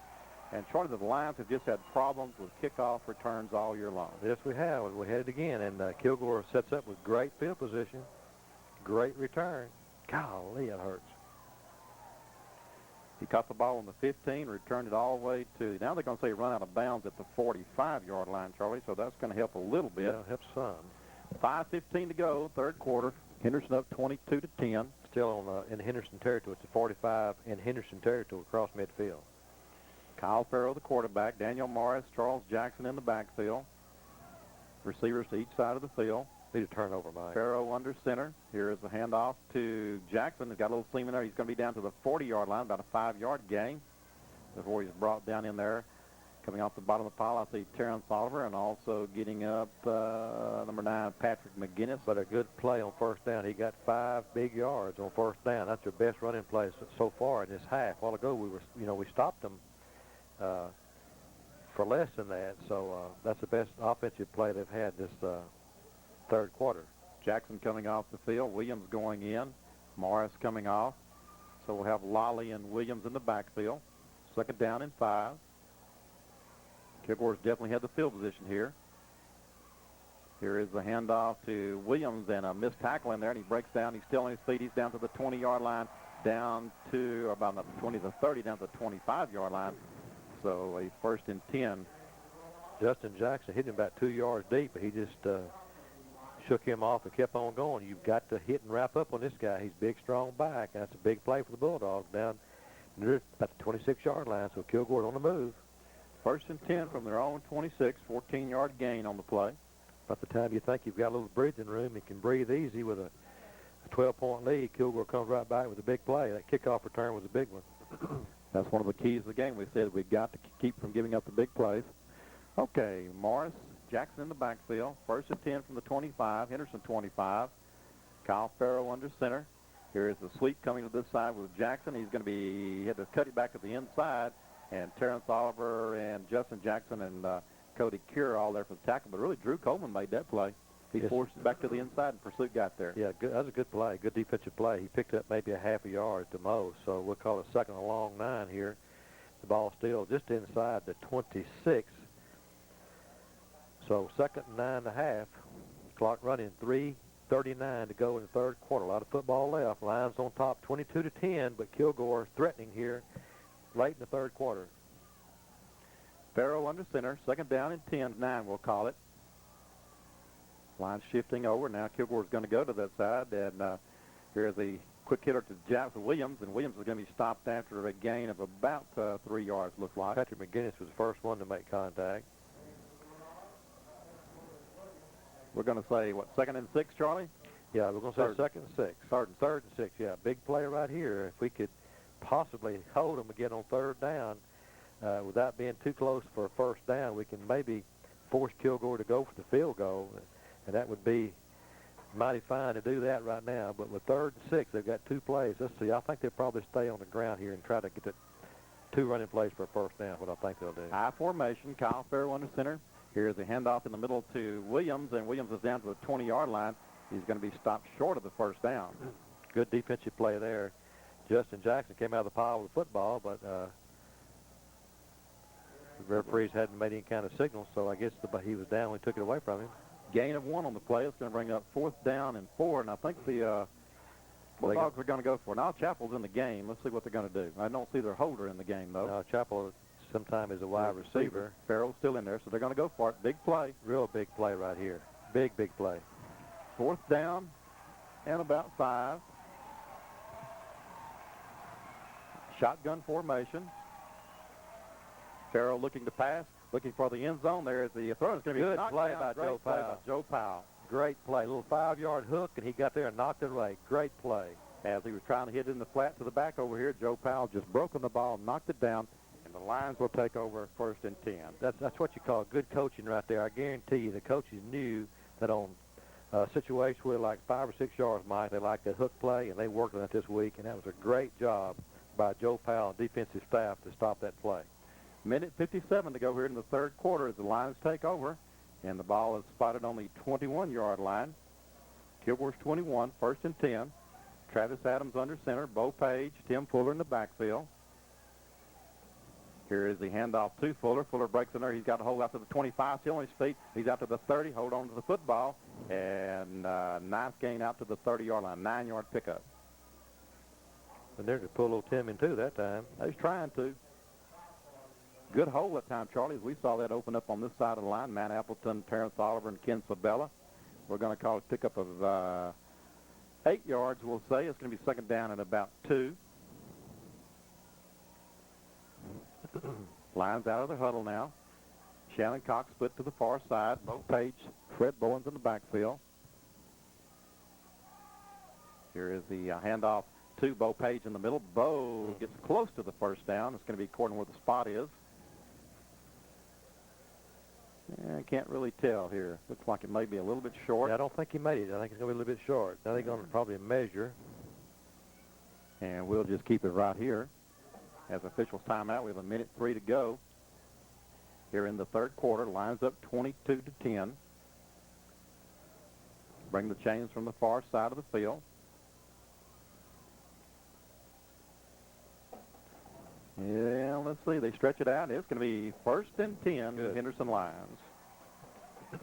Ball spotted at the Henderson 31-yard line. 1 minute and 3 seconds remaining in the 3rd quarter. The Lions hold on to a 22-10 lead. And they just moved the ball out past the 30-yard line on the 31. 1st and 10. Clock started. Tim Fuller now back into the ball game. He'll be bringing the play in. 1st and 10 for the Lions from the Kilgore 31. Lions in white pants, white shirts. And Charlie better get out of the huddle here. Don't want to get a delay of the game at this point in time. Not to hurry. Got 8 seconds. 6. Adams under center. Fuller in motion. And here's the handoff to Bo Page. And Page going to get a couple of yards, Charlie, as that play just never was in sync because of the time. The best part of that play was we got it off in 25 seconds. That's the only thing good about that play you can say. Got a couple of yards, that's all. Maybe 3. He got a little more than I thought he did. So let's give him 3 yards. Call it 2nd and 7. Clock running down. I'm sure that the coach will let this clock run down, and we will never break the huddle on this play. 13-12. 3rd quarter coming to a close.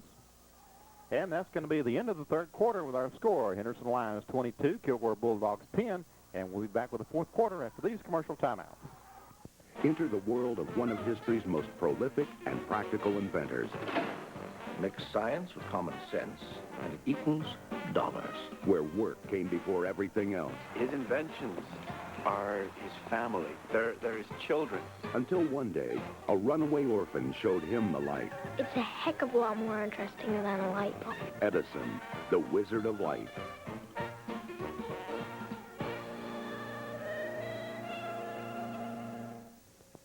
Hi, I'm Sheriff James Stroud. In a continued effort to stop auto theft in Rusk County, we will be providing Texas heat registration and window etching at no cost. Join us at the Henderson Super Walmart on October the 17th from 9 till 4 p.m.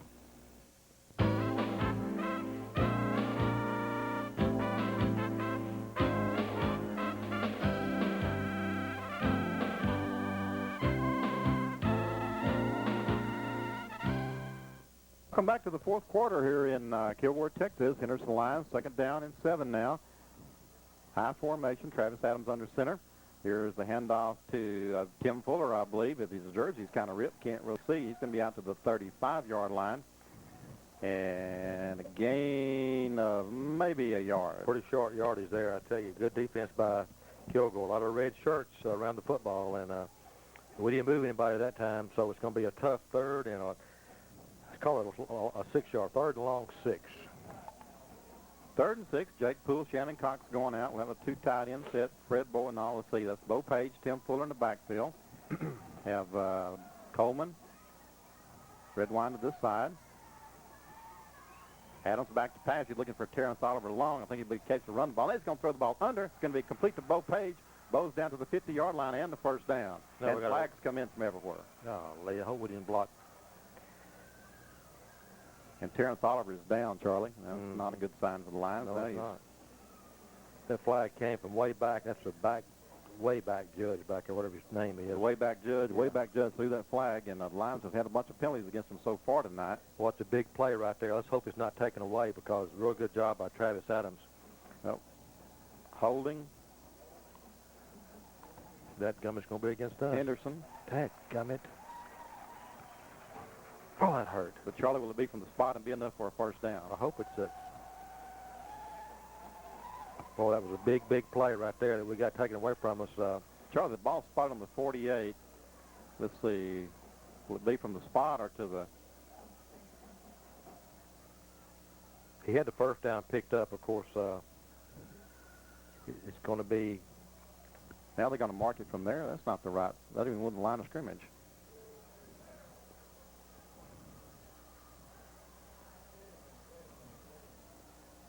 Holding Henderson. It's going to be from the spot of the foul, which was way downfield, not from the line of scrimmage. Okay. So it'll be first down Henderson. So Lions catch a little bit of break on that. Yeah, we got the first down. I thought we was going to be able to keep the first down. I wasn't for sure, but I thought we were because it happened way down the field away from it. It cost us some yardage there, but we still get to maintain the football, and it's first down, so that was a good play. Trainer's working on Terrence Oliver. Looks like a Charlie horse, though. It's cramp. Under center, Adams. Hand off to Fuller. Fuller's going to be hit at the line of scrimmage, and we went from north to south real quick. I mean to tell you, that was a heck of a defensive play right then. They whipped us big time. No gain on the play, or loss, really. Yeah, good job of just holding the football there because Kilgore really came after us. I couldn't see who made the play, but whoever it was had a head of steam up, and Tim went backwards. Ball spotted on the 41-yard line. No gain on the play. Clock running, 10:37 to go in the game. Now we're confused. About to use a timeout right here. Use a time. Be still. Be still. And we have a fumble on the play. And, Charlie, you can see that coming. There was just confusion. Coach Alexander is rampant on the far side. And, you know, when you have confusion like that, the best thing to do is you can use one of the timeouts and just because you don't want to fumble. We have illegal procedure against Henderson, and that's going to back us up 5 yards.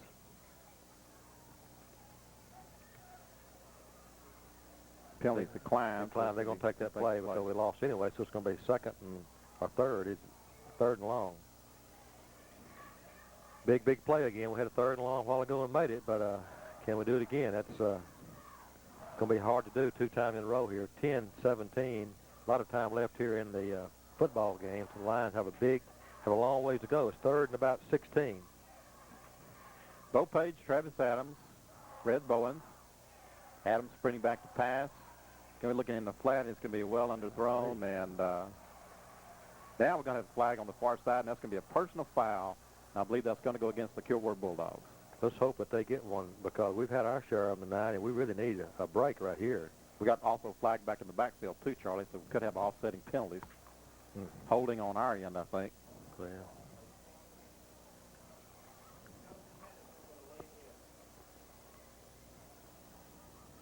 As the referees are discussing, could have offsetting penalties.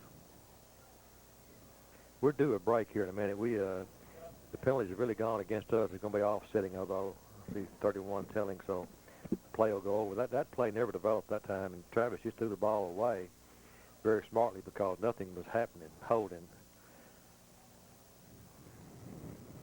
Truck number 12 is in the game. That may be Byron Cooper. He was supposed to wear number 5. Let's see what they're going to do. They're going to mark off 5 this way.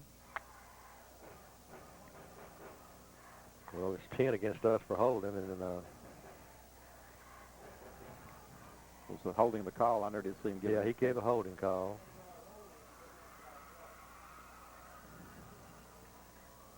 All right, now he's going to march it off there, down there.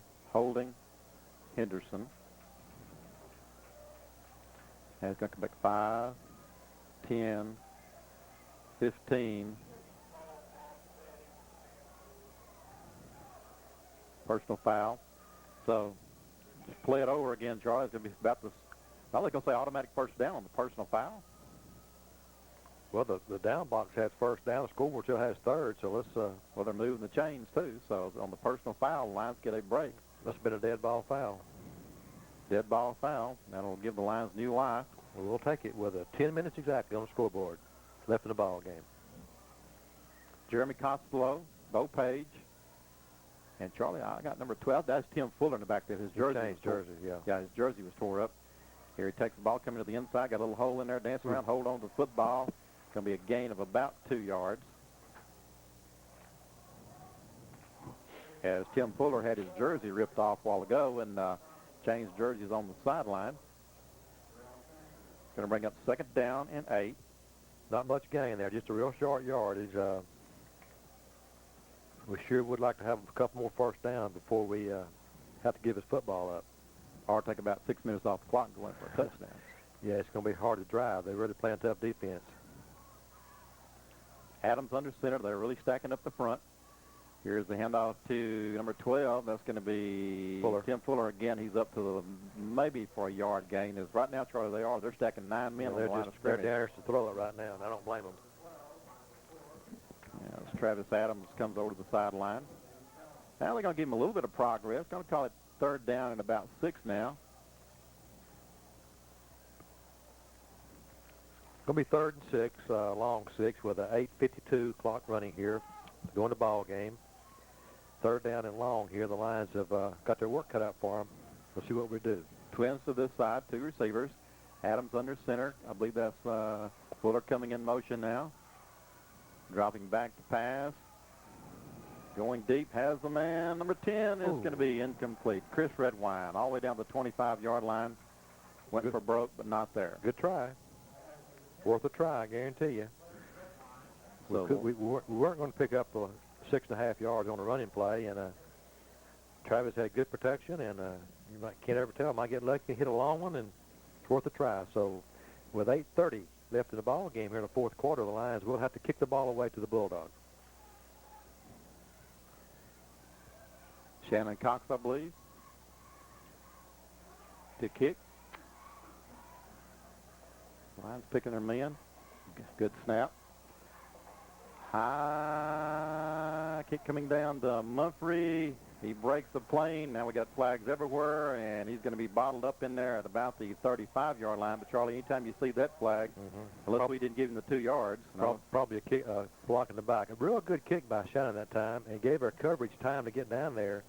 Did a real good job. Mumphrey did a great job of filling that punt. He's got really good hands. He looked at punt in. I thought for a minute he might fumble the football, but he's really got good hands and brought the ball in. So it's going to be a block in the back by the Bulldogs. It's going to push them back a little bit more.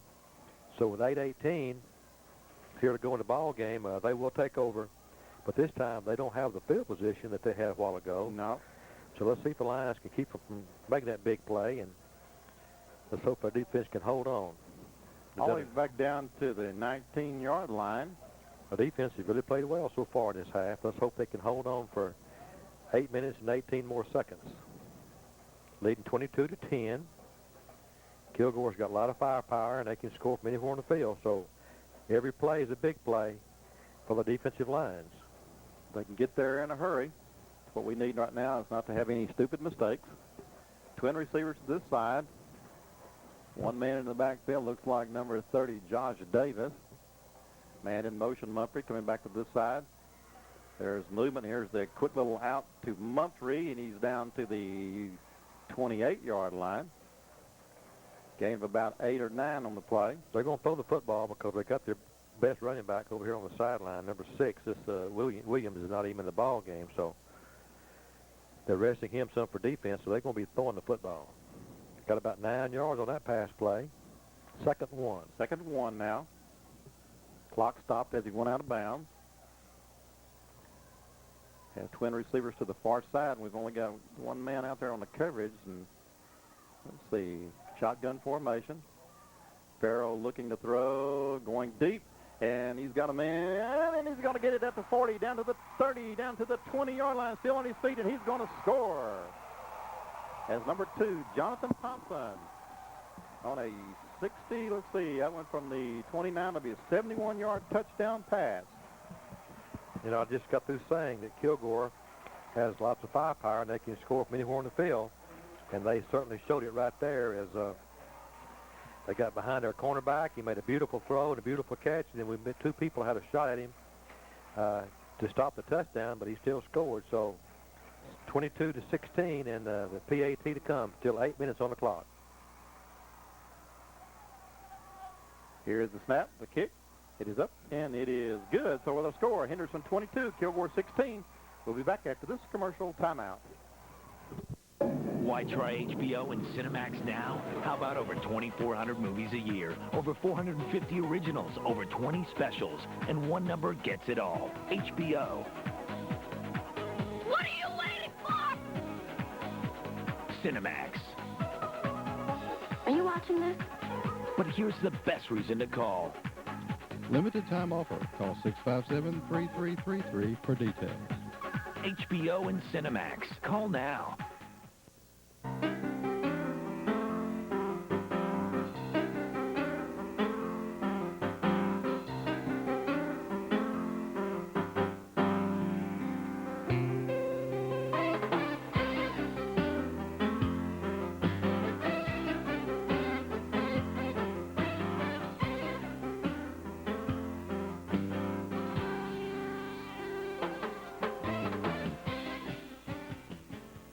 And welcome back to R.E. St. John's Stadium, where the fireworks have happened on a 71-yard touchdown pass from Kyle Farrow to Jonathan Thompson to put the Bulldogs right back in the game as the Lions looked to be sitting good but gave up the big play. J.T. Thompson, leading receiver, caught that ball. He'd caught 14 passes for 4 touchdowns before that touchdown. Fred Bowen's in the end zone, and he'll down it there, and the Lions will have to take it on the 20. The Lions got their work cut out for it now. The momentum on the Kilgore Bulldogs side. Their defense is playing good, and they really are fired up. So with 7:52 to go here in the ball game, the Lions now, that extra point looks awful big now, Mike. 22-17.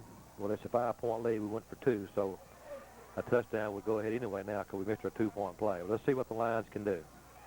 First and 10, 7:52 to go in the game. That's the first points Kilgore put on the scoreboard in the second half, so they've done a good job, Lions have. Chris Redwine late getting into the game, and now we've got a flag on the field. I guess he's going to call it illegal substitution or something. That gun, we don't need that. It's hard enough to make 10 yards. Now we're going to make 15. Illegal substitution is the call.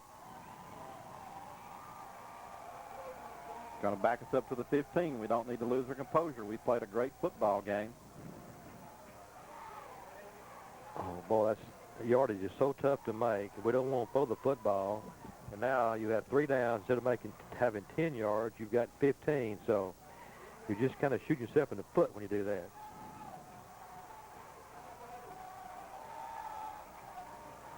High formation, Tim Fuller, Bo Page. Here's the pitch back to Fuller. He cuts in there and still on his feet, and he's going to have a gain of about 5 yards maybe. Good hold that time. But the Bulldogs are really swarming the football, Mike. It's just going to be awfully tough to run against them right now when they got you backed up. And it's even going to be hard to make a first down, and they're going to get the football back. If we don't, well, lots of time. It's just 7 minutes and 28 seconds still to play. That's lots and lots of football snaps. Second down, gain of 3, so it'll be second down and 12, 7:21 showing on the clock. Bo Page, Fred Fuller in the backfield, I formation. Here's the going for the flea flicker. Here's the throw down to Drew Coleman. Drew is in the open, and he has it down at the 40-yard line. Great, what a play. Great play by number 8, Drew Coleman. I started to say a while ago, Mike, that, Coach Alexander just made a great call there. I didn't know he had it in his game plan tonight, but the only way we can make a first down is throw the football. And you hate to see us throw the football. Yeah. But that time, if even if that pass had been intercepted, it's as good as a punt. Good as a punt. So that was a great call. Great throw by Redwine and a great catch by Coleman. 7 minutes to go in the game. First and 10 Henderson there on the Kilgore 41-yard line. Power I formation. Here is the handoff to Tim Fuller and gain of maybe 1 yard. That's all. And again, there's a lot of mouthing and pushing going on. And now we don't have a flag. We don't need this, folks. I think it may go against Kilgore this time, though.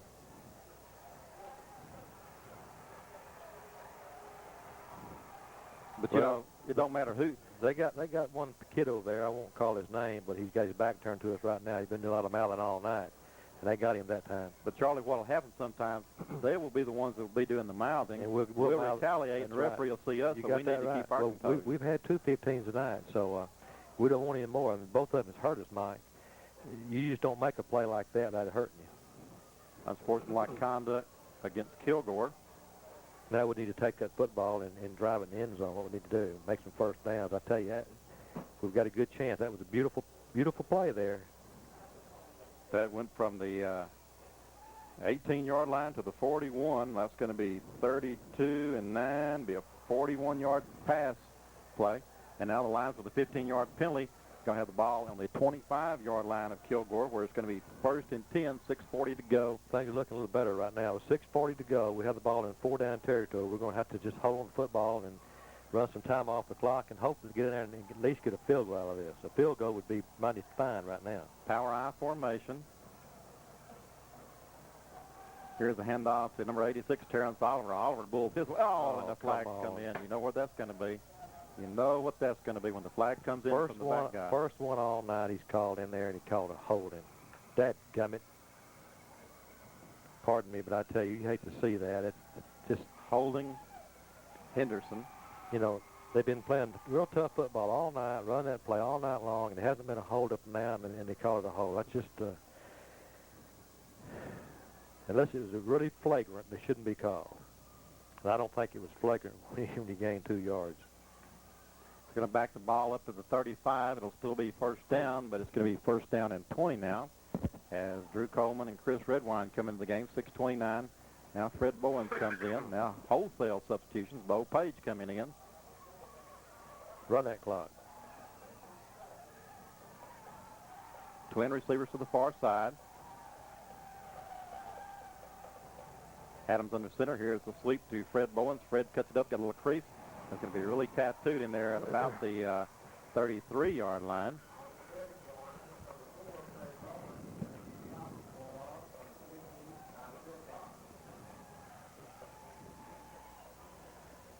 All righty. Good defense there by Kilgore. Clock running just inside of 6 minutes now. A lot of time left.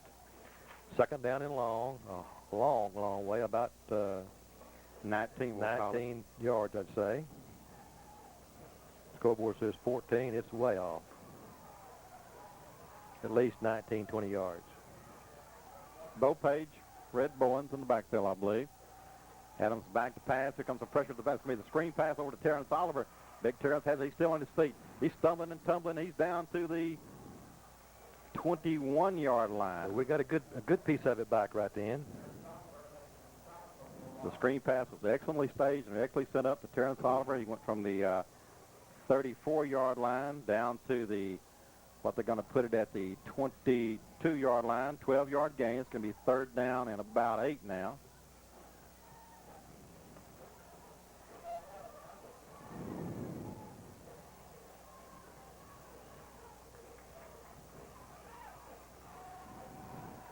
Bo Page, Fred Bowens. Big play right here, Big Mike. play. Adams. And he's coming to Fred Bowens. Bowens has got some running room. He's down to the 10, down to the 14, and a flag's coming in. Charlie, what's that going to be? Flags everywhere. Usually the guy that calls that watches your tight end. I hope he ain't got a hold on her tight end, but that's where they usually come from there.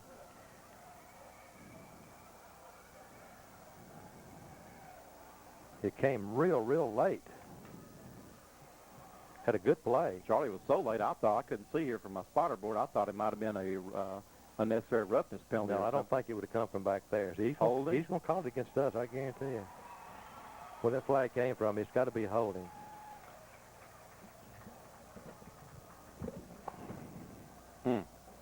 Still going to be third down. It's going to be third down in a bunch now. Yeah, it is. And I was thinking we might try a field goal here in a minute to try to push it up to an 8-point lead. If we made it, be 25, it'd be an 8-point lead. That put some pressure on Kilgore, but right now it'd be an awful long field goal. So we keep giving those penalties like that. Third down, and what about 15? 15 yeah, 14 or 15, would say. Big play again. Clock running 4:38. Third and 15. Everybody on their feet. Bowens in motion. One man in the backfield. Adams, he's dropping back to pass. Going for the end zone, and it's going to be out of reach. As trying to hit Fred Bowens out of the backfield on the throwback play. Clock stopped with 4:23, so he's putting either the Clayton Kirsch is coming into the game, Charlie. Yeah, he sure is.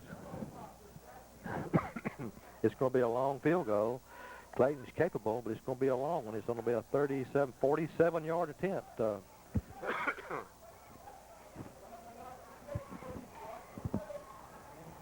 47-yard field goal attempt by Clayton Kirsch. 4:23 to go here in the game. He's capable of hitting it now. Here the snap is down. Kick is up. It is good, and it is going to be short. A little bit short. Just in front. About 2 yards short. So the Lions went for the field goal. Didn't make it. Now the Bulldogs will take over 1st and 10 on their own 30-yard line. That penalty, that last penalty, Mike, is what kept us from hitting that field goal. If we hadn't got that holding penalty, would have driven that field goal through. So the Bulldogs dodge a bullet. So it's up to the defense. Kyle Farrow under center. We have receivers out in all directions.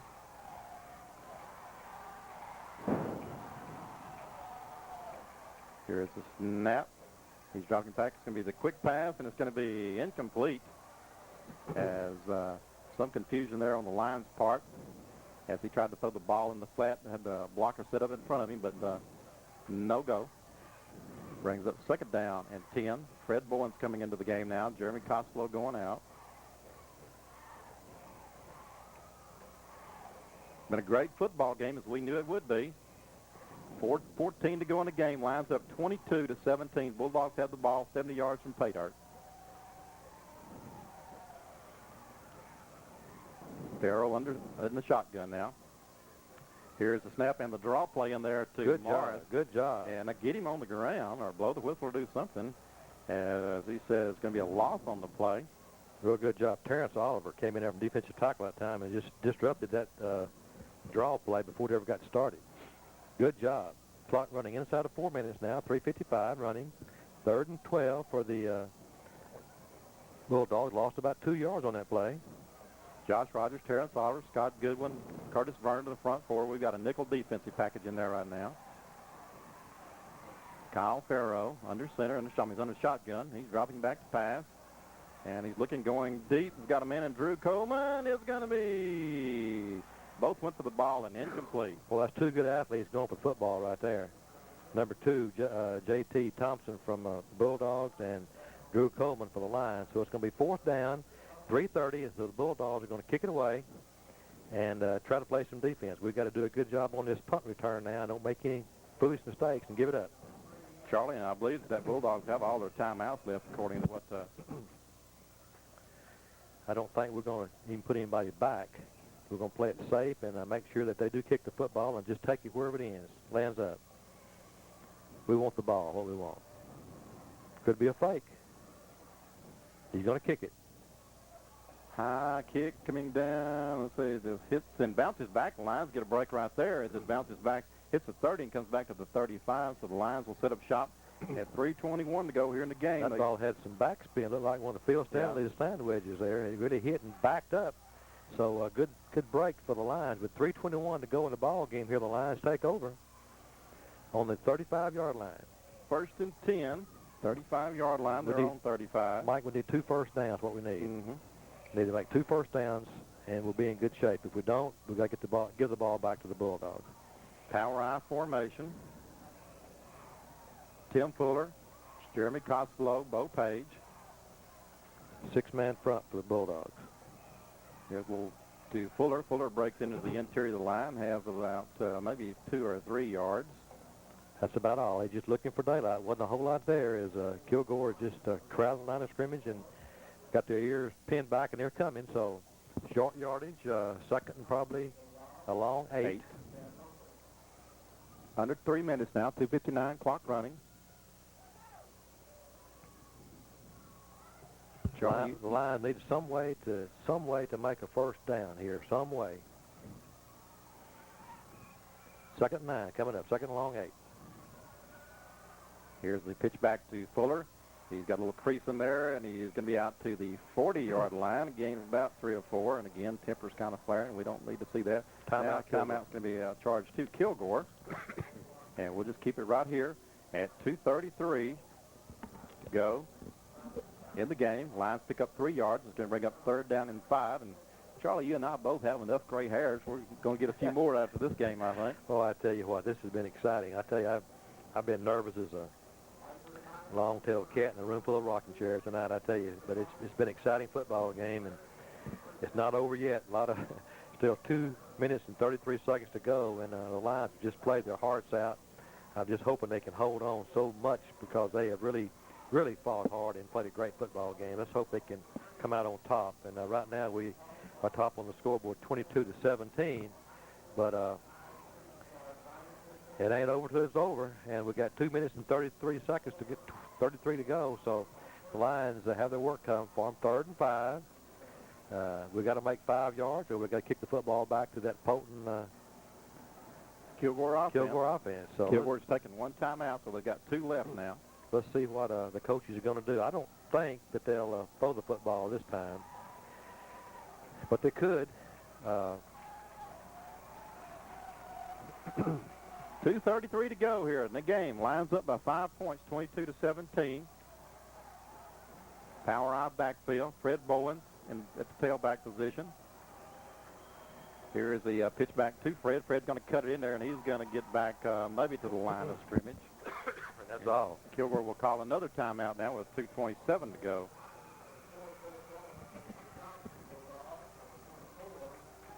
So Kilgore will get the football back with a little over 2 minutes left in the football game.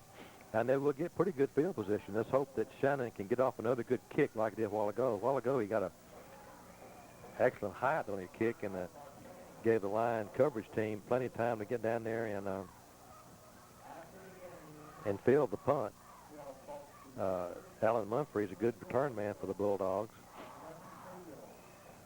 It's really been an exciting football game and a barn burner. I tell you what, the Henderson side over there is no one has left this football game, I guarantee you. They're all on their feet.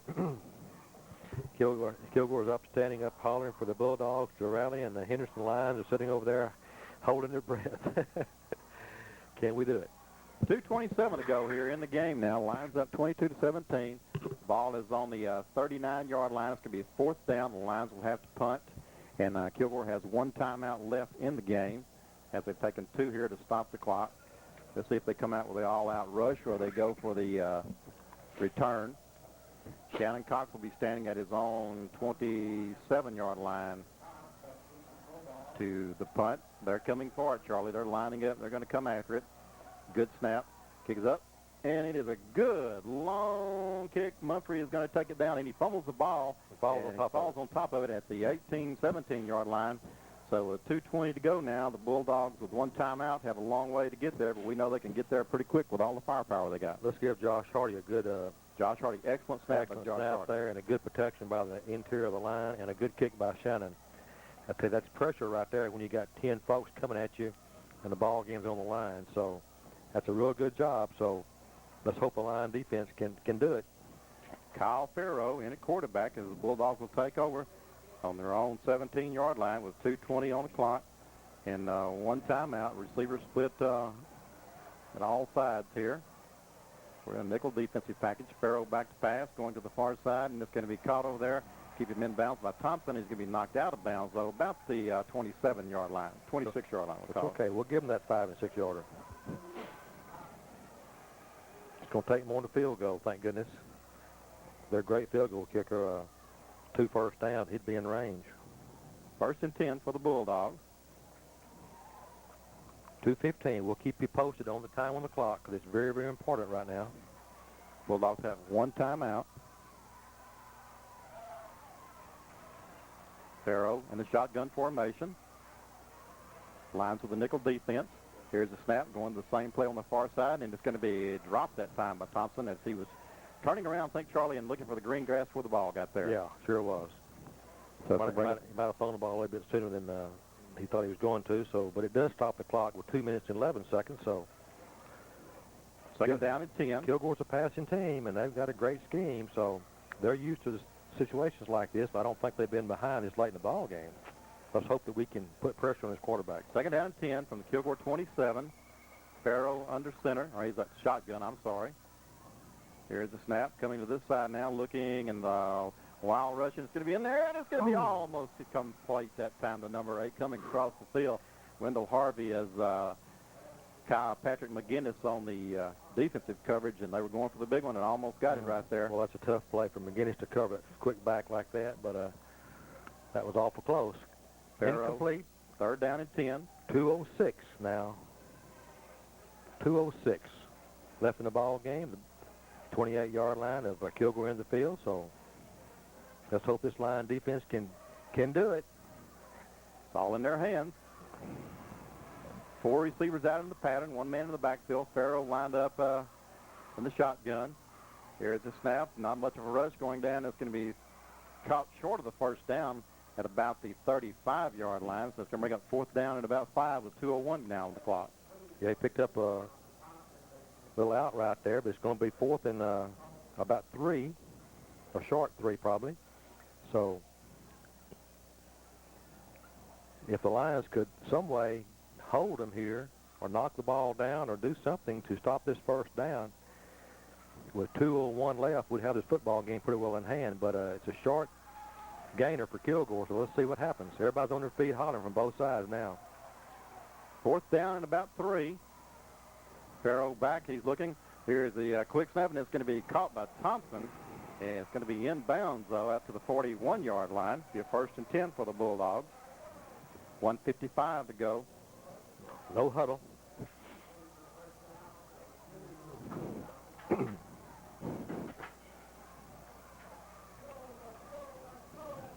Clock starts, 1:54 and counting. Farrow back. Not much of a rush coming deep to this side, and it's going to be caught by Chappell, and he's really going to be racked about the 50-yard line. Ball is on the ground. Fumble that football. They're going to say nope, he was down. But don't give up, folks. The clock is running. Get your defense up. Get your defense up. We need to go, folks. Ball's on the 49-yard line. It's going to be 2nd down and 2 for the Bulldogs. 1:29 clock counting. Farrow's marking his signals out. The line's almost caught a break right there. Farrow on the center and the shotgun, Here's the snap, looking, going to the far side. Oh, he's going to be hit in there. It's going to be almost intercepted by 46 Joe Powell. Got a good rush that time. We had some pressure from Scott Goodwin that time. I didn't put a little quick, and we'd like to got a pick off there. 1:17. 3rd down and 2. The ball is right at midfield. So the nose of the ball is on the 50. Kilgore has one timeout. 1:17 to go. Scott Goodwin, Terrence Oliver, Curtis Verner, and I can't see who the other tackle is. Charlie, is that Josh Rogers? Yeah, I believe it is. Farrow in the shotgun, 4 receivers out, 2 on each side of the field. Here's the snap, looking going to the far side. It's going to be caught out there by Thompson. Stop him inbounds, and he's going to have the first down, but he is stopped inbounds. The clock will continue to run. Down at a minute 9 now. And the ball's going to be spotted down at They will stop the clock to move the chain. 40-yard line. So the Bulldogs pick up a first down. 109. 109 left. First and 10 for Kilgore. They're in Henderson territory now. Henderson territory. Farrell back to pass. A little bit of rush over the middle, and it's going to be pass interference. They call him. No, Kilgore fans want it, but it's not there. As Justin Jackson was going for the ball. Kilgore fans are pleading mercy. We can't say too much. There are only 3 blue shirts on this side, and we're 2 of them. 59.2 seconds on the clock. Second down and 10. Well, if we can get any kind of rush at all, it sure would help to make his guy throw the football before he wants to.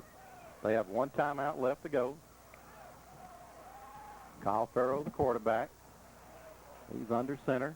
Here's a snap coming to this side that time, going down deep. It's going to be over the middle, and it's going to be this Chappell. He's going to be hit short of the first down at the 33-yard line. Clock running. Trying to get everybody back on sides. 44, 42. Chappell under, going to the far side over there to Thompson, and he's going to be, we got a flag on the play, Charlie. I don't know where that's going to be. The flag's going to be at the on the line by the third down by the box over there. So 34 seconds left to go. I believe it's going to be an illegal formation penalty against the Bulldogs. Let's hope so. That would have been a first down. It does give Kilgore time to kind of regather themselves and illegal procedure against Kilgore. That'll back them up. 34 seconds on the clock. 34 seconds to go on the clock. The ball is spotted. It's going to be 5-yard penalty marked out back to the 37-yard line. So it'll be third down and about 8.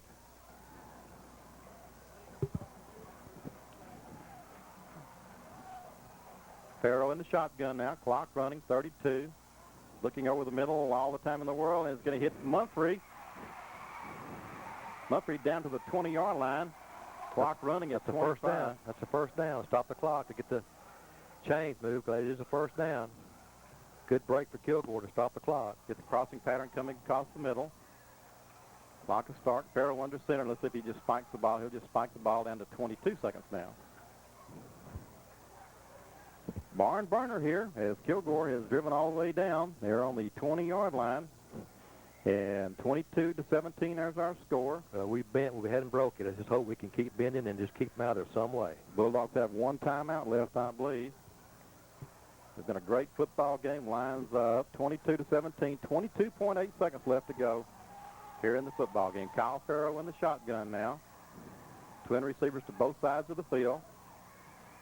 Here comes a little bit of a rush. It's going to be underthrown. It's going to be to number 8, Hervey, down to the 11-yard line. Not enough for the first down. 18 seconds to go now. Lions need a break right now. We need a break bad. 18 seconds. We're going to have to. They're just running good routes and making good throws. We've got to stop them some way. Farrow in the shotgun. Here's a snap going for the end zone. Got a man open over there. He's running backwards, and he's going to be tackled at about the 9-yard line. Clock's going to run 12, 11. They're going to call their timeout, Charlie. They got 1 timeout left. Yeah, I believe they're going to take it.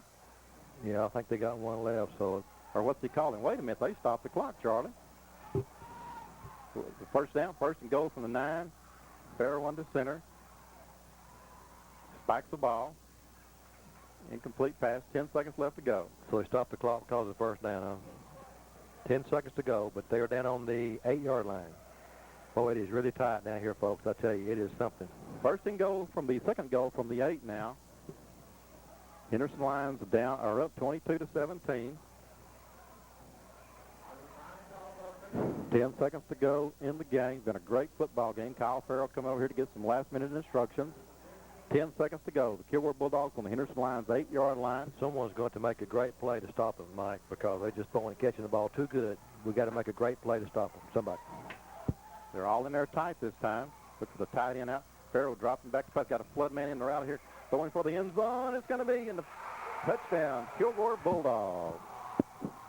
as the Bulldogs have driven all the way down from the 17-yard line with 3.5 seconds to go in the game. A heartbreaking defeat for Henderson.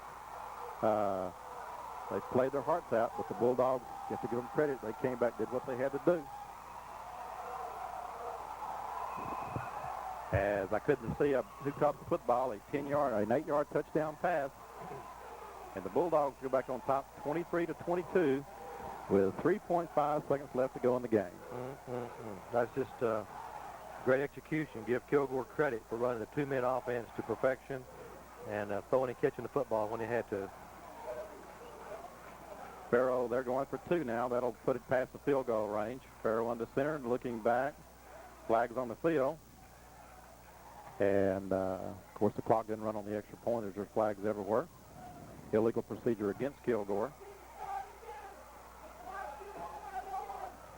You can't start there. Hollering to start the clock. You can't start on the extra point, Coach. Even we know that.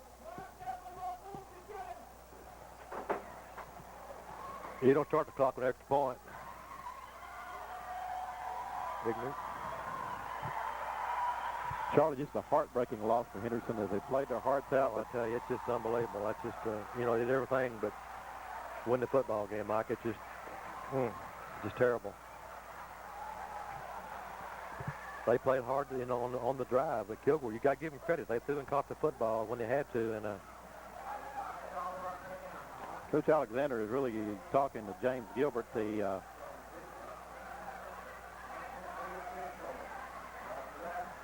the fumble right here is what he's talking about over here, I think. I hit his back to us. I couldn't tell where he was down when he fumbled the ball or not. 23-22, Kilgore Bulldogs score with 3.5 seconds left to go in the game. Take a 1-point lead over Henderson. A heartbreaking loss for the Lions as they have led the whole contest for the final 3 seconds. All the way from the get-go. But give Kilgore credit. They put together a 83-yard drive with 2:20 to go on the clock.